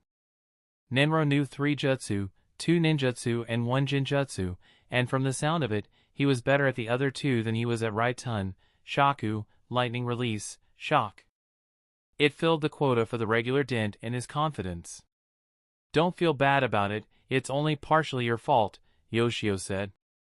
What do you mean? Takuma sighed, a headache overcoming him. Every person's chakra has a level of affinity towards one of the 5 basic nature transformations: fire, water, earth, wind, lightning. Learning ninjutsu matching your affinity is much easier to learn and improve than one that's not your affinity. I believe the reason why you are so much worse than Ninro is that he has a high affinity toward lightning, while yours is pretty low. That's why shinobi find their highest affinity and stick to it, as the jutsu came easier to them. Takuma frowned at the paper slip as he listened to Yoshio. He felt like he was forgetting something. That, Yoshio pointed at the paper slip, will tell you your highest affinity. Takuma's frown deepened before his brows went to his hairline. No, he remembered what he had forgotten. The paper slip. He knew what the paper slip was. He had seen it used in the manga once when Naruto learned his futon, Raisin Shuriken. What happened? Asked Yoshio, confused. Takuma grabbed his head as he groaned. I knew this existed, but I forgot. I didn't check my affinity when I chose my jutsu. I wasted mission points, time, and effort. If he had checked his affinity against the paper slip, he would have known which element to focus on. The time saved on learning jutsu, he could have put into improving his lacking taijutsu skills. There were so many things he could have done. Not necessarily, said Yoshio. Takuma looked up at him. What do you mean? He asked.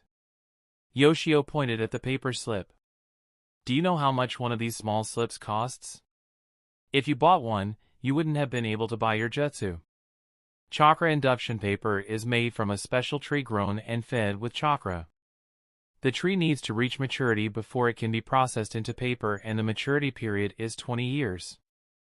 The care put into growing that tree is massive, making them rare. This small slip would have drained your mission points, and even then, you wouldn't be able to buy it. Takuma ogled the slip in his hand. Suddenly he felt anxious holding something so precious. He put it down on the table, fearing it would get wet from his sweaty hands. For most people, it's beneficial for them to go through all 5 releases to find their affinity, because that's cheaper than buying one of these, said Yoshio. I bought this for you. This wasn't supposed to be part of the reward. I was going to bring you here, let you look at the catalog, and whatever you chose, it was yours. Why? Let's just say you winning the tournament was good for me. Takuma wouldn't lie by saying that he didn't feel touched. Now, channel some chakra into the slip and get this moving. I don't have time to sit with you for the entire day. That felt more like it. Takuma picked the slip and channeled chakra into it. He felt the paper absorbing the chakra, and almost instantaneously, the paper turned a dirty brown like a litmus paper and crumbled away into dirt. He looked at Yoshio. Earth? He asked. Yoshio nodded. Yes, Earth. You have the highest affinity toward Doton Jutsu. That's surprising. I thought it would be water with how well you perform Suiton, Kirigakure Jutsu. But it seemed I was wrong. Was it easy to learn that jutsu? It was easier than Raiton, Shaku, said Takuma. He had picked up Suiton, Kirigakure Jutsu, water release, hiding in the mist jutsu, after being sick of failing at Raiton, Shaku, lightning release, shock, as a second option, which fortunately ended up working better for him. Suiton, Kirigakure Jutsu covered the surroundings in a thick mist and allowed the shinobi to control the thickness with their chakra. When the opponent lost their visibility and the means to defend against attacks, it was time to strike in the dark and finish them. It was a useful jutsu he remembered being used by Zabuza during the bridge arc. You must have worked hard on it, and it paid off. Yoshio got up and walked to the wall shelf to retrieve a binder. These are the C-rank Doton Jutsu accessible to everyone with enough mission points. Whatever you choose doesn't have to be a Doton Jutsu, it's already paid for. Choose one and let him know, Yoshio pointed to the shinobi guard. Take your time, I'm leaving. After Yoshio left, Takuma began to flip through the catalog. Compared to the D-Rank archive, there were lesser options in C-Rank Library's catalog, but the options were still enough that he knew he wouldn't be able to choose on the spot. He turned to the shinobi guard. Is there any way I can get a copy of this binder to take home? No, the guard frowned. Nothing inside this facility leaves the premises. If you want to read the catalog, you read it in this room. If you're granted access to a jutsu, you read it here. Nothing will leave the premise. Wait. I won't get a jutsu scroll if I buy one? No. Takuma's mouth hung for a moment before he gulped and asked, May I ask why?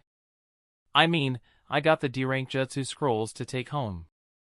It wouldn't have been a problem if a jutsu scroll was only a set of hand seals as that could be memorized in a single sitting, but it wasn't just that. The research that came after the hand seals and the rudimentary Tenketsu chart was the critical part about the jutsu. The research material described the intricacies of chakra that happened while casting the jutsu and how the transformed chakra interacted with the mind and body.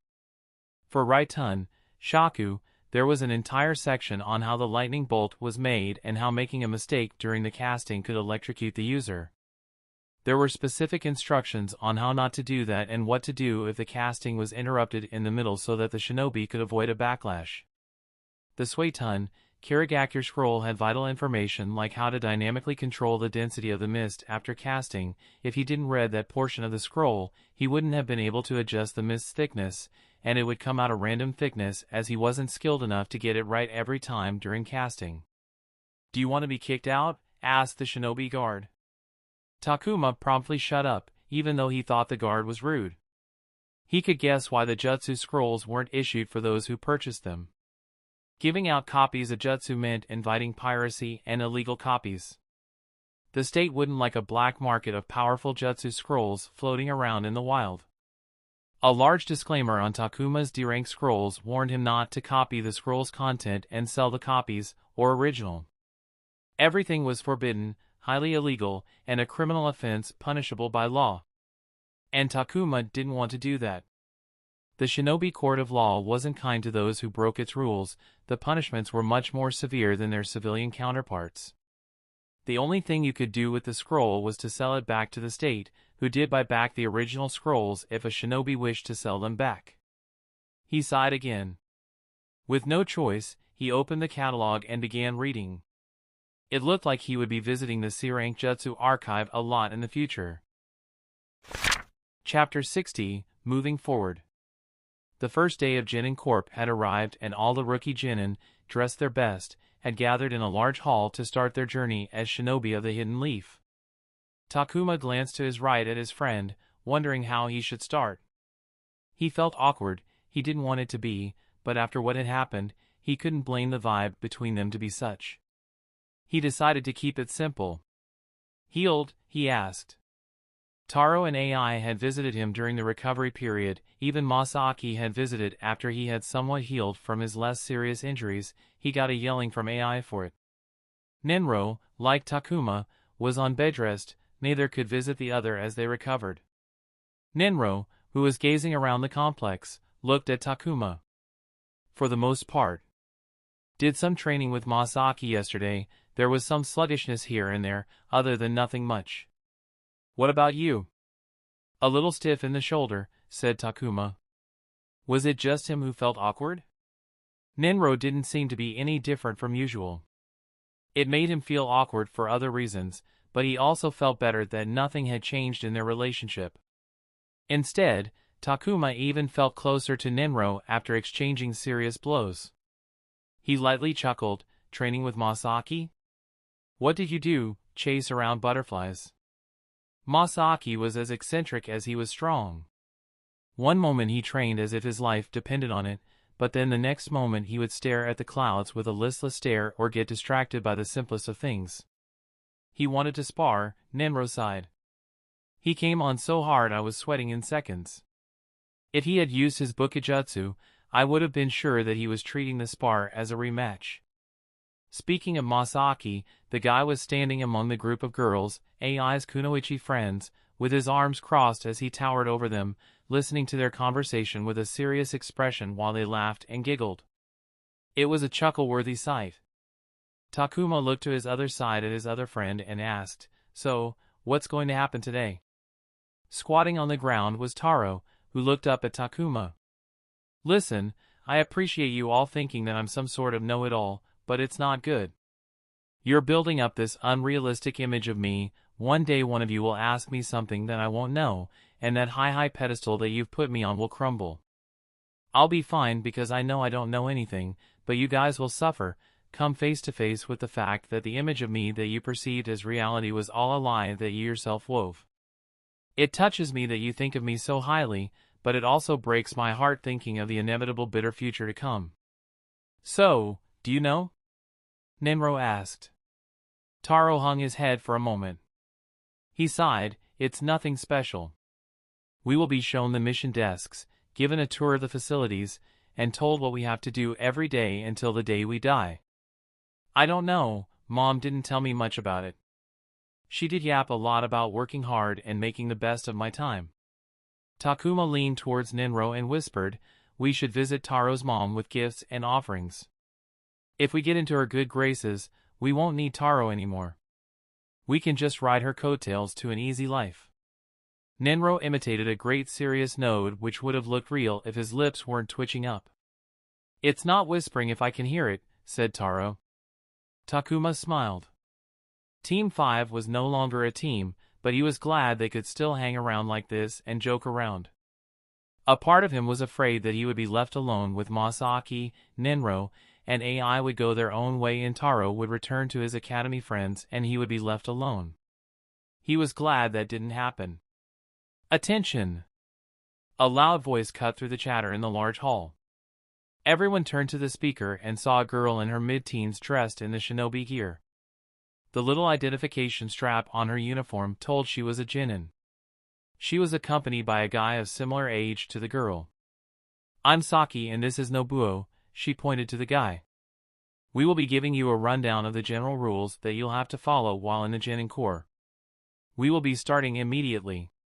Chunin Yoshio and Shinatsu's group will follow me, the rest will follow Nobuo. We will not be waiting for those who are not here yet. It's their loss. Let's begin." The crowd of rookie genin separated into two and they began to follow their guides.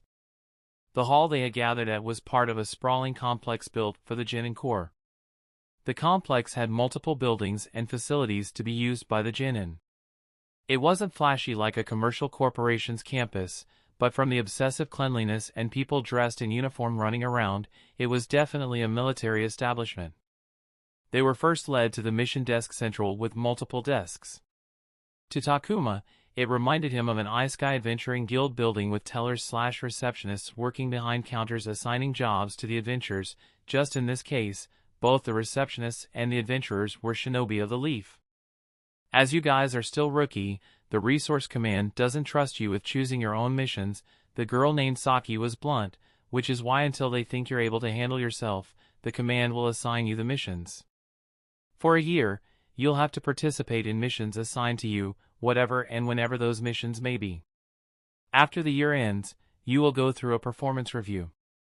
If the command thinks you're capable, you'll be allowed the choice of missions. But that's in the future, so all you need to care about is to properly complete the missions assigned to you.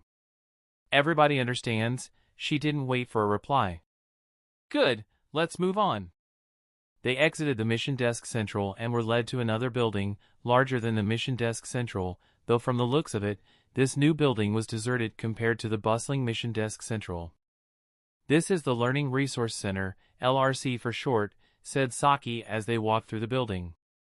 There were tons of classrooms inside, most of them empty, but once in a while they could see shinobi teaching other shinobi. Though it did seem strange that in a considerably sized classroom, the student's strength didn't once go over 5 heads. They arrived at yet another big hall. Like the Mission Desk Central, there was a long row of reception desks, but unlike the Mission Desk Central, only one of them was occupied behind the glass with a bored-looking shinobi who seemed to be flipping through a magazine behind her counter. Saki pointed at the large wall across the empty row.